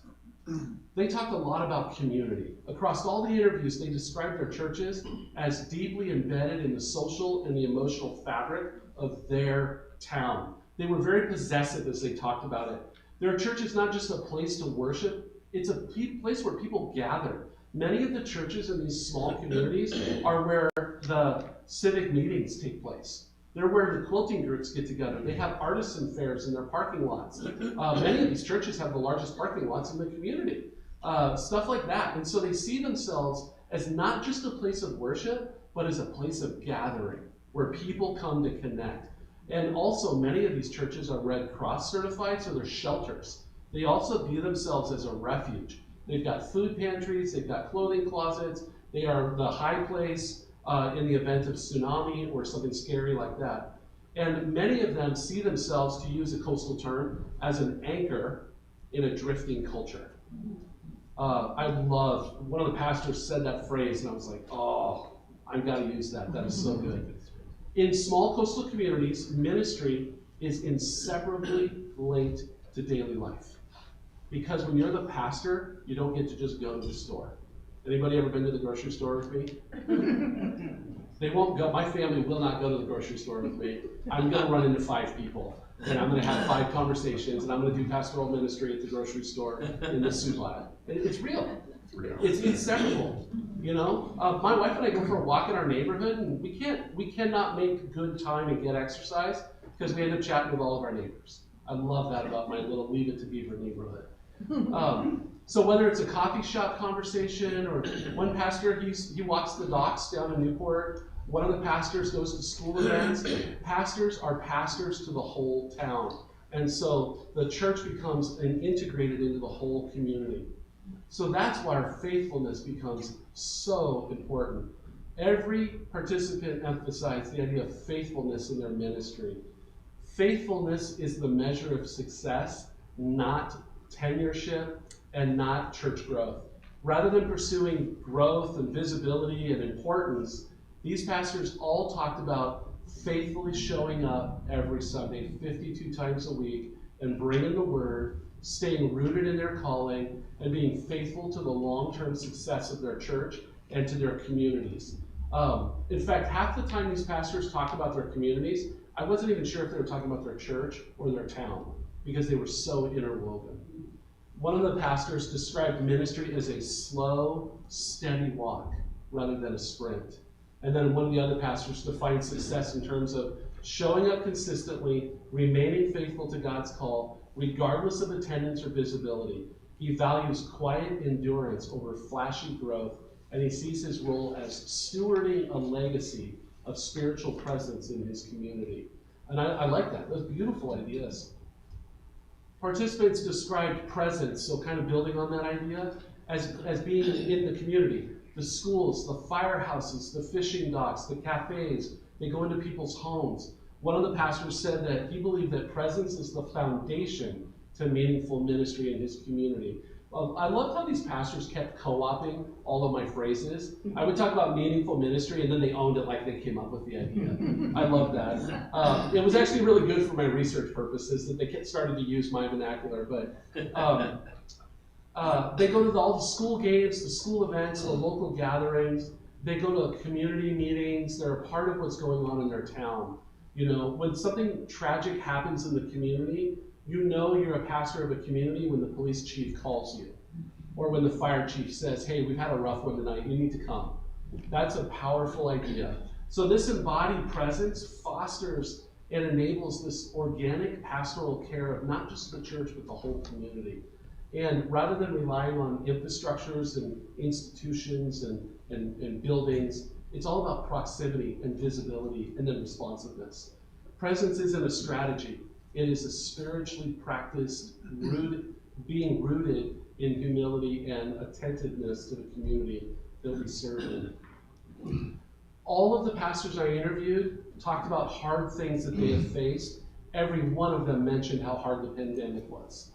I think for me here, I had a lot of help. I had support. I had a team of people. But a lot of these guys were by themselves, and they couldn't just stand in front of a video camera, and they became disconnected, and their community became disconnected. And honestly, if I had gone to the extreme, they would have said, yeah, it felt like somebody walked in and just cut my arm off one day. I was incomplete. I wasn't whole as a person. And so as they shared their stories, the tone was marked as knowing that God is at work, that they needed to persevere. Bigger than them, it was for the town, it was for the church. If they fell, the community would fall, and they knew that. This history of overcoming hardship produced hope in their congregations. And hope, they said, was not this optimistic, naive thing. It was a steady confidence. It was knowing that God's work is being done through ordinary people. And that yields resiliency.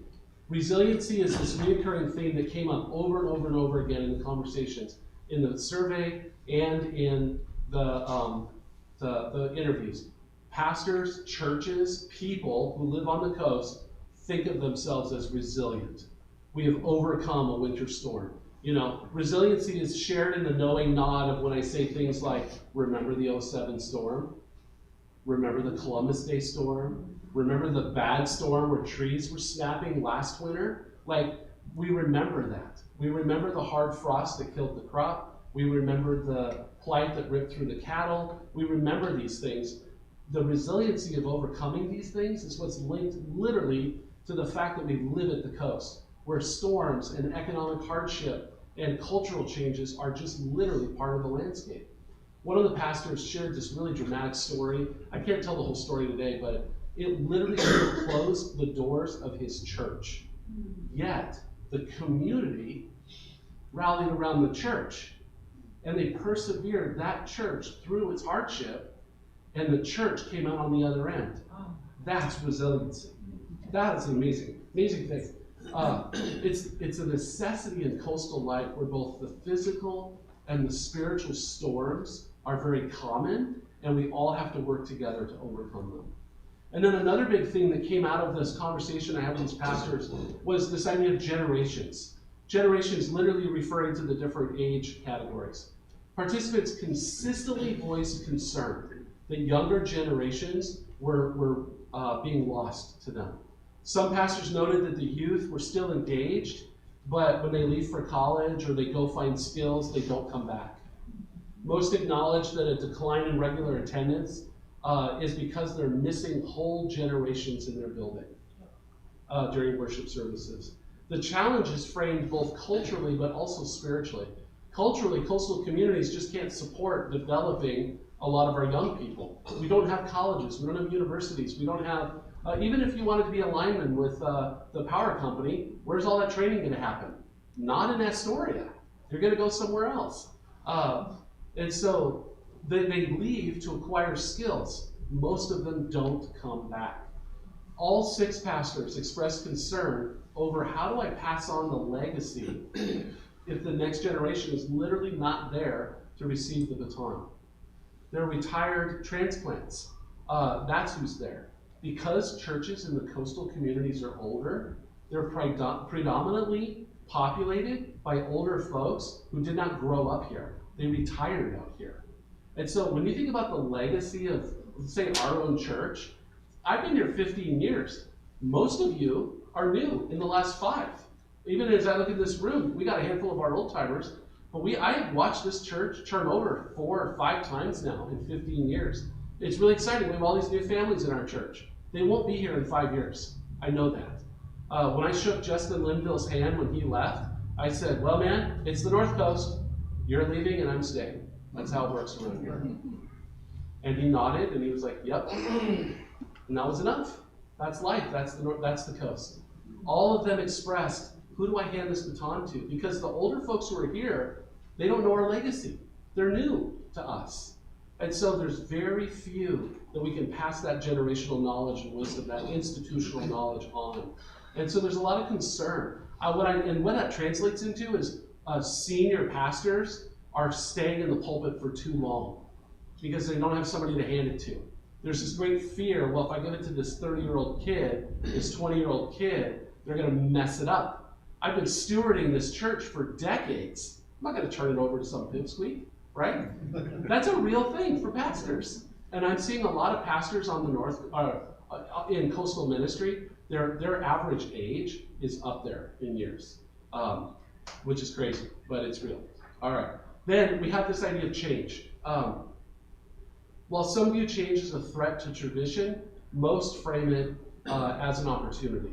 The church on the coast is becoming increasingly transient, less rooted. It's shaped by the housing markets, cultural fragmentation, generational turnover, and a number of other sociological principles. But ultimately what it is culture's changing faster than the church can keep up.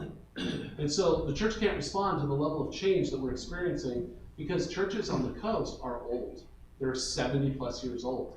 They've been doing it the way they've been doing it, for a really long time. One of the pastors used a metaphor. He summed up the church disposition toward change by saying that both the physical shoreline and the cultural landscape are eroding. However, both are still capable of supporting life. There is opportunity for renewal, but we have to do it before we're dead. That's literally what he was saying. And then essentially all the pastors I talk to see change as inevitable, but very complex because of the generational tendencies that are at play there. And then now, as I take all this data and I kind of synthesize it, it's going to break itself down into some big idea themes that I kind of looked at. So I took a word frequency analysis, which I just kind of walked us through. Then I layered over that what I call a tone analysis, where I look for keywords that communicate tone. And then I just reflected over the 6 interviews I conducted. And I just thought about how the pastors expressed themselves, what their body language looked like, what they felt like, the words they used, the tone, the quietness, the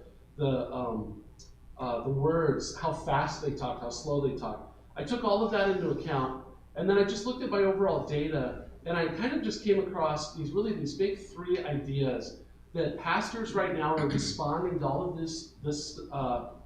this truth of what it is to be on the coast. They tend to respond in 3 ways: emotionally, theologically, and then culturally. So emotionally, what does that look like? Pastors are longing for connection. We may not live on an island, but pastors feel like they're on an island. They are disconnected from their neighboring towns, and they are way disconnected from any denominational support that they have. Churches in coastal communities are outpost churches. They are, when people came west, it was the far reaches of civilization. It still feels that way in pastoral ministry in a lot of ways. People come to me for pastoral counseling, I send them to the city. People come to me for family counseling, I send them to the city. Because we don't have resources here. So it's hard for pastors. So this longing for connection, this deep relational tie within the church is powerful. Words like trust, authenticity, safe space, and belonging appeared frequently in these conversations, as did words like isolation, hurt, and feeling distant from one another. Secondly, ministry fatigue and resilience emerged, where I talked about resiliency. Now let me talk about ministry fatigue. Several leaders just talked very candidly about being tired and burned out and discouraged, and just the emotional toll of leading people in an environment where participation is low and the turnover is high. However, they also balanced that tone with expressions of hope and a belief that their perseverance was going to make the difference. There's a whole hero complex in that we could go explore. We'll get back on it. And then the last thing was just empathy as a ministry strategy. Emotional intelligence is not just a trait of pastors, it is a tool in our tool belt. Leaders emphasize listening, being present, and walking with people as a core strategy for ministering to hurting people on the coast. Then, from a theological point of view, the biggest idea that surfaced was what I would call incarnational ministry. It's embodied in presence. Pastors who sit behind their desk day in and day out are missing out on serving in their community and serving in the people around them. And so the primary theological insight that came out of that was what motivates the heart of the church is the ministry leader being engaged in the community. Strong themes of embodied presence ran through the interviews.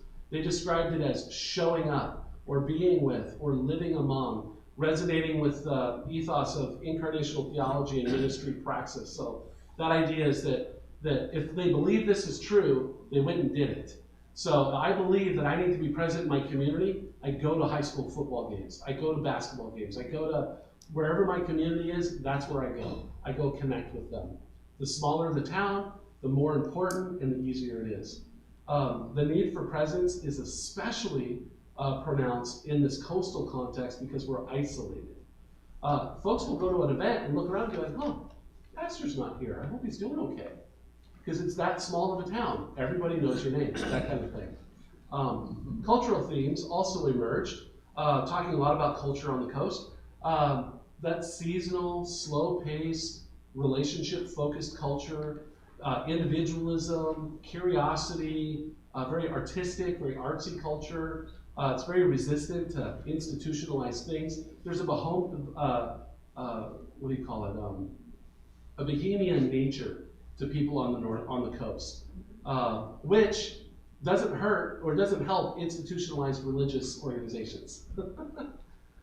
There's a lot of people who love the Lord but just don't want to go to church. It's the construct of church is hard for them. I run into that way more out here than I ever did when I ministered in the city. And then generational and philosophical divides exist in culture, and it's all magnified in the presence of older adults. And I'm just going to speak candidly here. Please don't be mad at me, but y'all whine and complain a lot about stuff. I don't normally have to guess what our senior adults are thinking. They're happy to share it with me. So when they don't like something, they're pretty vocal about it. And that could be political, that could be cultural, that could be our church. And so one of the things that happens a lot is this generational philosophical divide that exists, where in the cultural context of the culture, it's all magnified because we're willing to talk about it. We say the quiet things out loud around here, right, folks? Okay. Now, let's draw it all to a conclusion here. I want to wrap this up. I have gone way over time. I totally underestimated how much content I had. I appreciate you. I only have a few slides left, and then we'll be done. Part 6, conclusion.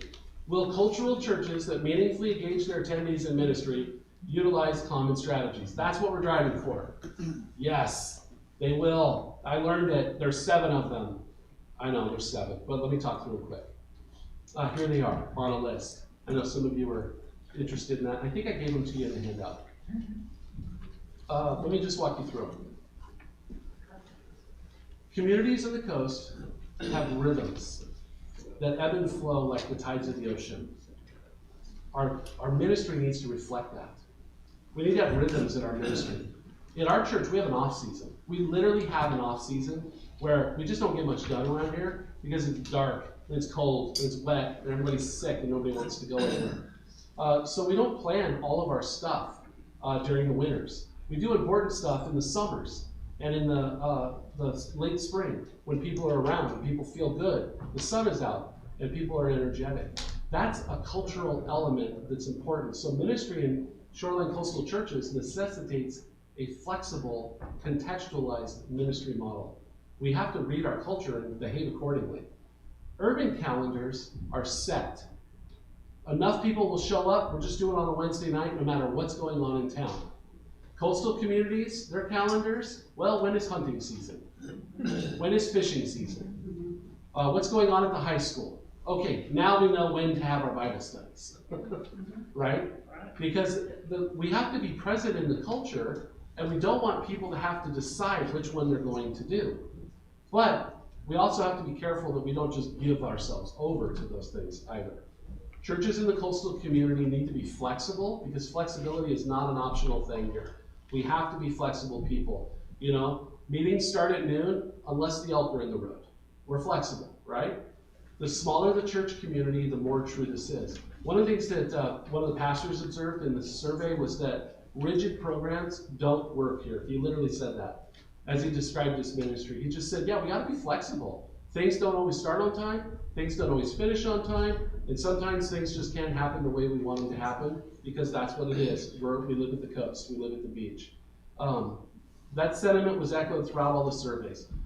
Some of the communities up north, like churches on the peninsula, in Washington, you know, they have the Rod Run. They have the Kite Festival.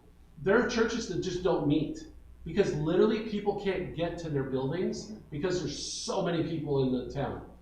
We don't have that in Astoria per se, but like our youth group calendar, you know, we always check in. When is fair week? Because we got a lot of kids who are doing animals, showing animals at fair. You know, we look at our Awana calendar. When is spring break? When are these things happening? That's important. And then a second conclusion here, shoreline coastal churches need to have relational on-ramps. So what I mean by an on-ramp is a way for people to get connected to one another, and I would say we need to have short on-ramps. We got to get connected faster. We don't have the luxury of people living in our community for decades. People are in and out of this place in 4 years on the long side, 2.5 to 3 years on the short side. Why would I spend 2 years evaluating whether somebody can serve in ministry if they're going to be leaving in 18 months? So we got to be quicker to get people engaged. The statistics reinforce this principle. People are way more likely to respond to personal invitation than, you know, shotgun calls off the stage. Then we need to employ that into all of our areas of inviting people into ministry. So if we need someone to fill a role in the church, you need to walk up to somebody and ask them to fulfill a role in the church. We got to get there faster. We also need to build trust and establish relationships more intentionally and more quickly. We need to get more diligent to have people in our homes, to start doing life together, especially elder level people, especially deaconess level people, because if we want to get them into church membership and into church leadership, we can't spend 3 years doing that because they're going to be gone in a year. We got to be more quick. But there's an inherent danger in going fast, right? If you go too fast, you might overlook something in somebody's life. You might make a mistake. We have to find the happy medium in all of that. Survey data supports a shift. Of all the churches I talked to, the overwhelming majority reported that personal invitations were way better strategies for getting things done than open call, sign-up sheets, things like that. And it just reinforces the idea we don't have time to sit around on this stuff. We got to get moving. So we got to be quicker with those on-ramps. Shorter on-ramps are needed also, not only for transient people, but they're going to help us adopt this idea that we need to do a faster job at assimilating people into our church culture. A lot of churches will have a bunch of classes. You know, you've been coming for 6 months. Let's get you into our new person class, and that's fine. But out here on the coast, you've been coming for 3 weeks. We need to have lunch. I got to get you caught up on what's going on in our church so you can jump in. I love you, and I have a wonderful plan for you.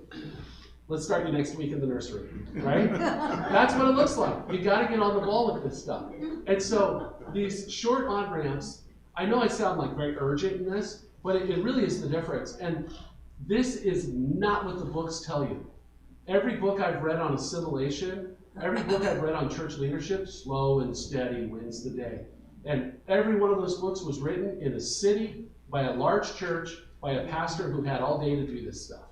And on the coast, we got to be quick. The seasons change, the tides change. We got to be quick on that stuff.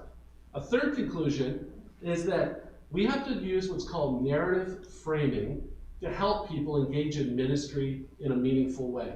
I kind of developed this idea a little bit on my own, so it's a little clunky maybe still. I need to refine it some more, but the concept here came out of my interviews especially. It's not just changing the language, but it's kind of changing how we think. Art and creativity is so prevalent in our coastal ministries. And art is all about story. It's all about how things come together. It's all about how people see the world around them and how they view the world. I really enjoy art. One of the things I love is watercolor art because of the way colors blend and how artisans use those ideas. And then all of their pictures tell stories. One of the pastors emphasized storytelling. Did I just switch a slide there? Sorry. They emphasize storytelling as a way to help people see their role in God's grand plan. And it shifts the ministry focus from volunteerism to the idea of this is part of my spiritual journey. Changing the language from everyone in the church has a role to fill to everybody has value and has something to add changes the narrative of how we think about one another. So this connection through meaningful ministry produces this shared experience. And that shared experience is what builds community and connection and trust. And so as pastors, one of the things that we can do is change the flow of meaningful ministry engagement by plugging people not into roles, but into the story of what is being accomplished in that ministry. That is what adds value to what they're doing. That's what's going to encourage them to be on mission and to be further engaged. So what does that look like? I think one of the most vital roles in a coastal community church is the person who makes coffee in the morning. But what if making coffee was not a mundane chore? What if the person who made coffee saw themselves as providing hospitality to visitors, welcoming people into the church, creating an atmosphere where fellowship can take place? What if we framed their role as the person who is at the linchpin of creating the atmosphere that enables us to gather? We frame their role using this narrative, and it imbues this mundane task with purpose and value and meaning and a sense of, I fit into the mission of what our church is trying to accomplish. When we relegate ministry service to role filling, hole plugging, well, somebody's got to serve in the nursery, it might as well be you. Somebody's got to make the coffee. That's not very inspiring. There's no meaning in that. If we want to invite people into meaningful ministry, we want to inspire them to be a part of the story of what our church is trying to accomplish. So we need to reframe how we talk about these things. Another idea that came out of this was church leaders empower autonomy and agency. When my wife read this, she was like, what is agency? Let me explain this real briefly. In shoreline churches, most pastors, if they have a pastor, are either not full-time or they're bivocational or they're in sort of a quasi-retired phase, which means they need help. They need more people to be involved in ministry. But what that pastor needs to do is empower people to do ministry by giving them autonomy, the ability to make decisions about their ministry, and agency, the ability to actually do the ministry. I'm shocked at how many pastors do ministry through people. might as well just cut people out of the process and do it yourself, right? That'd be easier. So what a pastor has to do is step back and give both autonomy and agency. Ministry flourishes when we do not impose more on an overloaded staff. That's where ownership comes from, and it leads to longer service and higher levels of commitment. When we turn ministries over to people and we let them lead the way they know how to lead, they're going to lead awesome. They're going to take it, and they're going to run with it. And they may not always do it the way I want them to do it, but they're doing it, and it's getting done. And guess what? I'm not doing it. That's the win.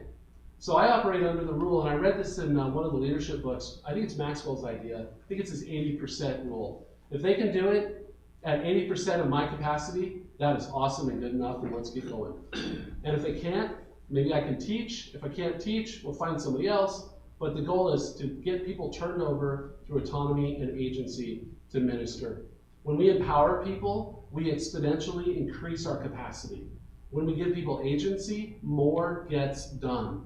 Small churches with overloaded pastors got to do more of these kinds of things.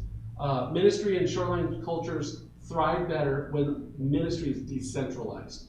That sounds like a scary word, but what it actually means is leaders and pastors need to be overseers, not doers of everything. Decentralizing leadership empowers organic ministry growth. If we have a church where people feel like they actually can lead, they can actually make a difference, they're going to bring new ideas to the table. Things I would never think of.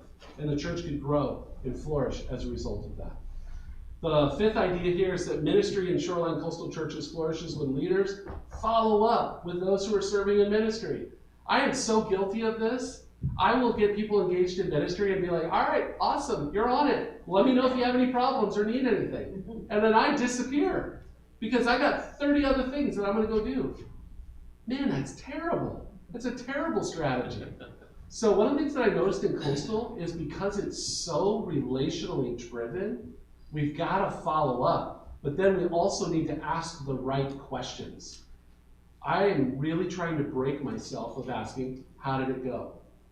How did it go is a dangerous question for that person to answer. Because if it didn't go well, then they didn't do a good job. And I'm asking them to do a transactional self-admittance of their inability. And all I asked them was, how did it go? It feels safe, but it's actually a very loaded question. So I try to ask people, how did that feel? Now they have the freedom to express, that felt good. That was so cool. I got to share Jesus with somebody. That felt amazing. The kids really responded to the craft today. It just reframes the whole conversation, right?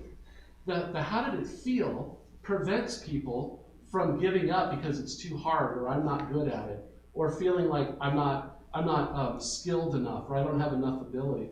I think one of the primary reasons people don't engage in ministry service is they don't feel like they're capable. Because we've been telling them for a really long time that they're not, because we only hire professionals to do those jobs. But when we ask the question about follow-up, and we follow up with how did that feel, we change the expectation. And then we get to lean into areas where they feel confident, and we get to build them up into areas where they need more competence. And that idea goes together really well. Meaningfulness is not measured metrically, it is measured relationally. So how did you do is metric. How does that feel becomes meaning. We imbue meaning into ministry when we feel meaningful while doing it, and vice versa. All right, I'm almost there. Number 6, ministry in Pacific Shoreline coastal churches has to be scaled to the size of the community it serves. Churches are burning themselves out using ministry models that make no sense whatsoever for their communities. They must assess their community and say, we don't have very many kids in our church. Why are we trying to run a full-blown children's ministry? There are no youth in this church. Why are we trying to run a full-blown youth ministry? And detractors are going to say, well, hold on a minute. That's the next generation. We have to do that. Not at the coast. I don't believe that for a minute. The average age of a person at the coast is almost 55 to 60 years old. Older people live in coastal ministries. If you're in a small, rural coastal community and the majority of your people are older, then don't focus on what you don't have. Focus on what you do have sitting in front of you. And then redesign what success looks like. Reaching older folks, if you have a bunch of older folks, is a powerful ministry model. What if the seniors ministry was the most robust ministry in the entire church ministry because the church is full of seniors? That really makes sense to me. But we're all walking around with this definition that a healthy church has kids ministry, youth ministry, adult ministry, Sunday school on Sundays, youth ministry on Wednesdays, and whatever the case may be. That's just a metric that worked really well in the 80s and the early 90s. Culture's shifting. Our measuring stick for success needs to shift. What is the ministry metric for success in coastal community? And it is not, we have everything covered. That's just going to burn out a church, especially a little church in a little town. The average age of the size of a church in a coastal community is 72 people. They can't do everything. I threw out a couple of huge churches that skewed the data. It would have been 87 otherwise. The average population in the communities that these churches live is just about 6,000 people. So that's a little like the size of Warrenton without Hammond, Seaside, and Astoria nearby, just to give us local context. Most of the communities are less than 3,000 people. There are churches in Portland that have more than 3,000 people on a Sunday morning. Like, I walk into the auditoriums and I'm like, my whole town would fit in this room, right? So the average church is trying to do ministry for a community that doesn't exist, and they're weighing their success on a metric that doesn't make sense. So we need to reevaluate how we go about doing this, especially in our coastal context. In a community where everybody knows your name and there are no secrets, did I skip the beginning of this? No. Trust is what really matters. Trust is what's going to win the day in communities. Smaller churches and smaller communities can have significantly greater relational impact when their ministry is tailored to their community's specific needs. And I'm not going to berate this point, it's kind of self-evident, but honestly, we just have to redefine what success looks like, and we need to recognize that as a church of 72 people, if we're feeding 400 people every week out of our food pantry, that's an awesome ministry of great success. And that church is killing it in their ministry context. Their ministry, they're exceeding their ministry size because they found the niche of what makes the most sense. I talked to a pastor down in Humboldt who is in the university town there, and he said, yeah, during the school year, we don't reach very many college students. But when they're free from school and they stay around, we just balloon in the summer because those kids can come to church. So we put all our eggs in the summer ministry basket, not in the they're really busy carrying jobs and going to school during the school year basket. I thought that was a really insightful culture read on ministering in that context. And then the last one here, you guys have been so patient with me, thank you. Ministry in Pacific coastal shoreline cultures has to be low barrier, high trust environments. This is scary. Low barrier means we don't make it hard for people to participate, but there's an inherent scariness to that. Relational credibility, spiritual authenticity are more important than credentials and programs that are polished and pretty. So what does that look like? Coastal ministry thrives in environments that are informal, but where trust is high. So you may have a pastor that loves you, but he didn't go to seminary. That's okay in a coastal community, as long as he's preaching the word and he's got good resources. Churches reported that relational credibility and spiritual authenticity were way more important than credentials and programming. Churches that I surveyed said this low barrier strategy, these informal gatherings, story-based invitations, decentralized leadership, all of that reported way higher engagement. That was how they were overcoming the barriers versus big programs, big structure, flashy things. So I think the reality is, as pastors, I know I do this. I want things to be better than they need to be. People are okay with good enough around here. And I need to not lower the standard, but I need to see it for what it is and not kill myself creating professionalism where it's unnecessary. There's a direct correlation between pastoral tenure and community trust. the longer a pastor is in a community, the more that community trusts him, obviously, and the more they can accomplish. When you read the books on church ministry dynamics, the most effective years of a pastoral ministry is years 5 to year 8. It takes time to establish credibility and trust, to create change, and to develop a community. But then the problem is you become part of the established church by year 8, 9, 10, and you're no longer the catalyst. You're just the leader of what we've always done. And you become part of the institution. So there's this window where you get a lot done. So one of the things pastors have to kind of do is reinvent themselves every few years, so to speak, to keep it fresh. But pastors in coastal communities don't need to worry about that so much. They actually need to stick around for a while so the coast will love them and that they can love the coast and build that trust and that development. And so I think that number, and I have no statistical basis on this, but I think that number shifts. I think it's more like the most effective years in coastal ministry for a pastor is probably years 7 to 11. It just takes longer. But then I also think years 18, 20, 25, and 30 are as robust in some cases when you get legacy pastors who've loved their communities for generations. That's a beautiful thing. And I think in coastal ministry, we need pastors to stick.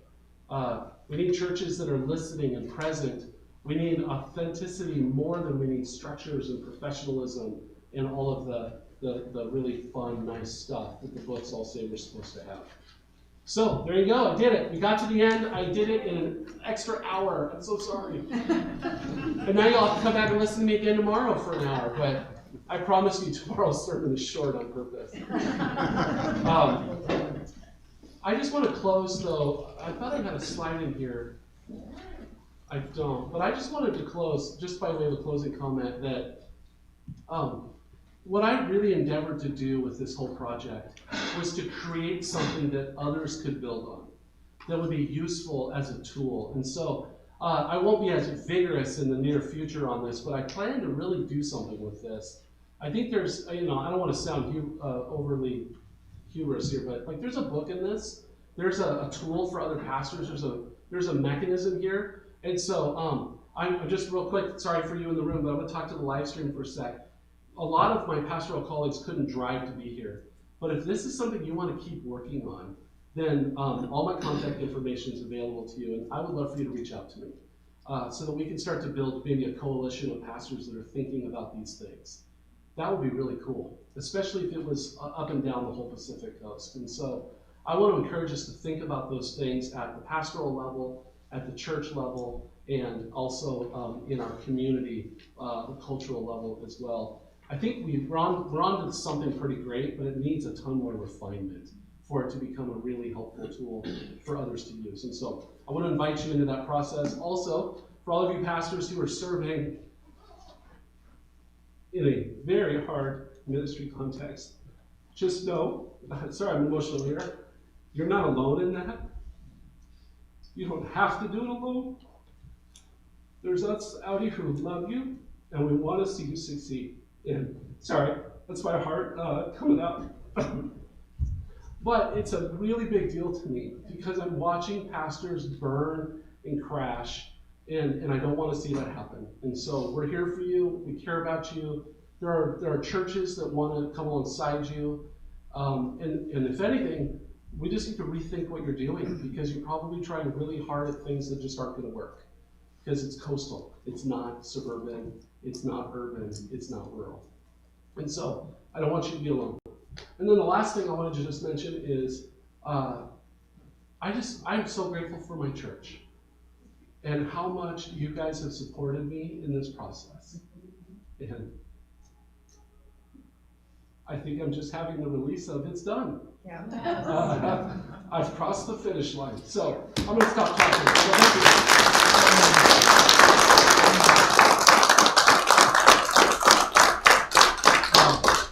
This was quite the journey, but I will entertain some questions and some comments if anybody wants to jump in if I wasn't clear. Christine?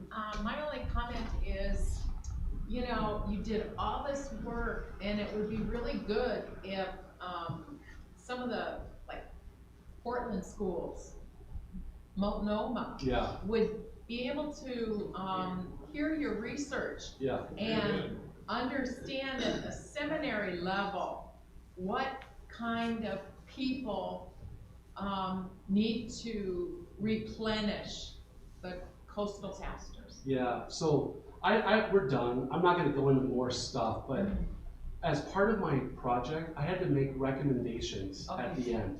Okay. And that is literally just nailed the head of you hit it right, you hit it on the head. Yeah. Men who are in seminary training who are really pursuing pastoral ministry, Yeah. they need more tools to do what's called cultural exegesis.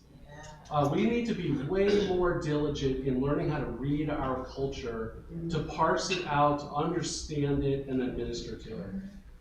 And I think that's really what fueled this. I forgot to mention it. These are Gary McIntosh's books. This is why I'm in a doctoral program. I read One Size Doesn't Fit All, and I was like, wow, who is this guy? Then I read this book a couple of years into ministry, and then I went looking for him. He's the doctoral professor at Talbot Seminary out of Biola down in LA. I was going to go there and do that program. James Gleason got me connected to Corbin and said, actually, he team teaches this program at Corbin. And it was at Corbin that I went, oh, I really like what Dr. Goertzen's doing in this program. It's not about church growth, it's about leadership development. And I got really excited by that because, as you know, that's what I'm excited by. And yeah, we just need more of that for sure. I agree with you wholeheartedly. And that's part of the challenge, especially for young ministers. We're seeing, like Multnomah closed, the Bible school doesn't exist. We're seeing more and more pastors coming into pastoral ministry that aren't going the formal school routes. And there's blessings and challenges associated with that. I'm not going to evaluate that. But regardless of the route, that has to be a piece to the puzzle. Pastors need to know how to parse their communities to understand the dynamics that are at play. And I think a lot of it, what I did, some of the successes I had early on was Steve Ferguson and Larry and Don reading this culture for me because they knew I couldn't do it. I hadn't developed the skills and I hadn't lived here long enough to understand it. And those guys kept me out of so much trouble.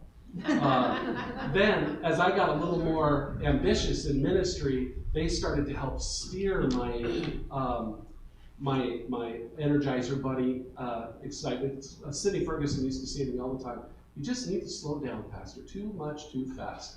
But she wasn't wrong. And so that really saved me. I'm here today because of those guys, honestly. I don't survive this long on the coast without them. Man, if I'd had those tools earlier, I just think about so many more things could have gotten done. So, say la vie. That's all what it is. Anything else? Good thought. Good insight. I just can't help myself. How many parts to this question? No. I just want to thank your church. Your dad and I, of course, we can't be here all the time. We don't live here, but we love this church and these people. We appreciate so much how you have looked after Kevin and Becky and the kids, because we can't be here, and it's such a reassurance to know that you love and support them, so thank you. Oh, that's great. All right, we're going to officially wrap this up. I'll be around if you want to ask questions. I need to release you guys. You have been so abundantly generous to me today. I'm sure I'm going to get a B on this presentation because I went way over time. Sorry about that. I want to thank Dr. Goertzen. You're in Indiana, right? Yeah. Indiana? Is that where you're at? Where are you? Are you in Indiana? Is that what you're at? No, I'm in Nebraska. Oh, Nebraska. That's right. Sorry. That's terrible. I've been telling people the wrong place. Thank you. You're 2 hours ahead. You're probably ready for dinner. So we're going to cut you loose unless you have anything else you want to say. Sure. No, thank you very much, Kevin. A lot of material here. A lot of really, really good stuff. And again, I would encourage you to do something more with this, and we'll talk about that later. Kind of interesting. I'm living in a small town of 1,000 people, and so we definitely would be considered rural. I've been doing. I grew up here, but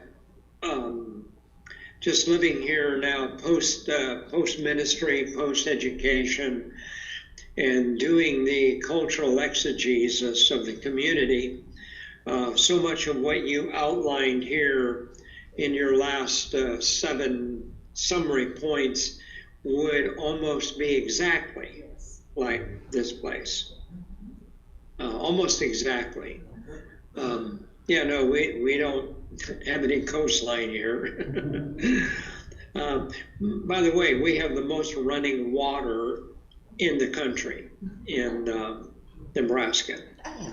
So we have water, but anyway, yeah, so much of what you've been sharing resonates deeply with me because that is what I'm currently living here, which is very, very different than from where I've been the last 40 years. So this cultural exegesis definitely plays quite a role for me. But so thank you very much for this presentation. Everyone that has been here in attendance, I think you were fortunate to hear this. Again, Kevin, if you have an opportunity to get this information out, I would encourage that. I'd like to just close in a word of prayer. Thank you, Father, for the time we've had together here. Thank you for this presentation. Thank you for all of the work that Pastor Kevin has done these past 4.5 years that have culminated in this presentation. Lord, we were certainly blessed. I thank you for the wisdom that you have given him that has come as a result of his experience here in pastoring in this church, ministering in this community, and through the reading and the research that he has done. Continue to ask, Lord, that you would bless this work in ways that would multiply your work in your kingdom. I pray, Lord, that this too would have far-reaching effects in the ministry that he is serving even now in the days, weeks, and years to come. Ask your blessing on this church and for the way that they have blessed Pastor Kevin. Thank you for his family, for their resilience in the midst of all of this. Ask your blessing on them. Again, now we just thank you for this. Pray, Lord, that you might be glorified in all of this, that your people have been built up and encouraged in their faith. We ask this in Jesus' name. Amen. Amen. Thank you so much. I'll talk soon. Thank you. Yep. All right. Well, there you go. Thank you. All right, that took all day.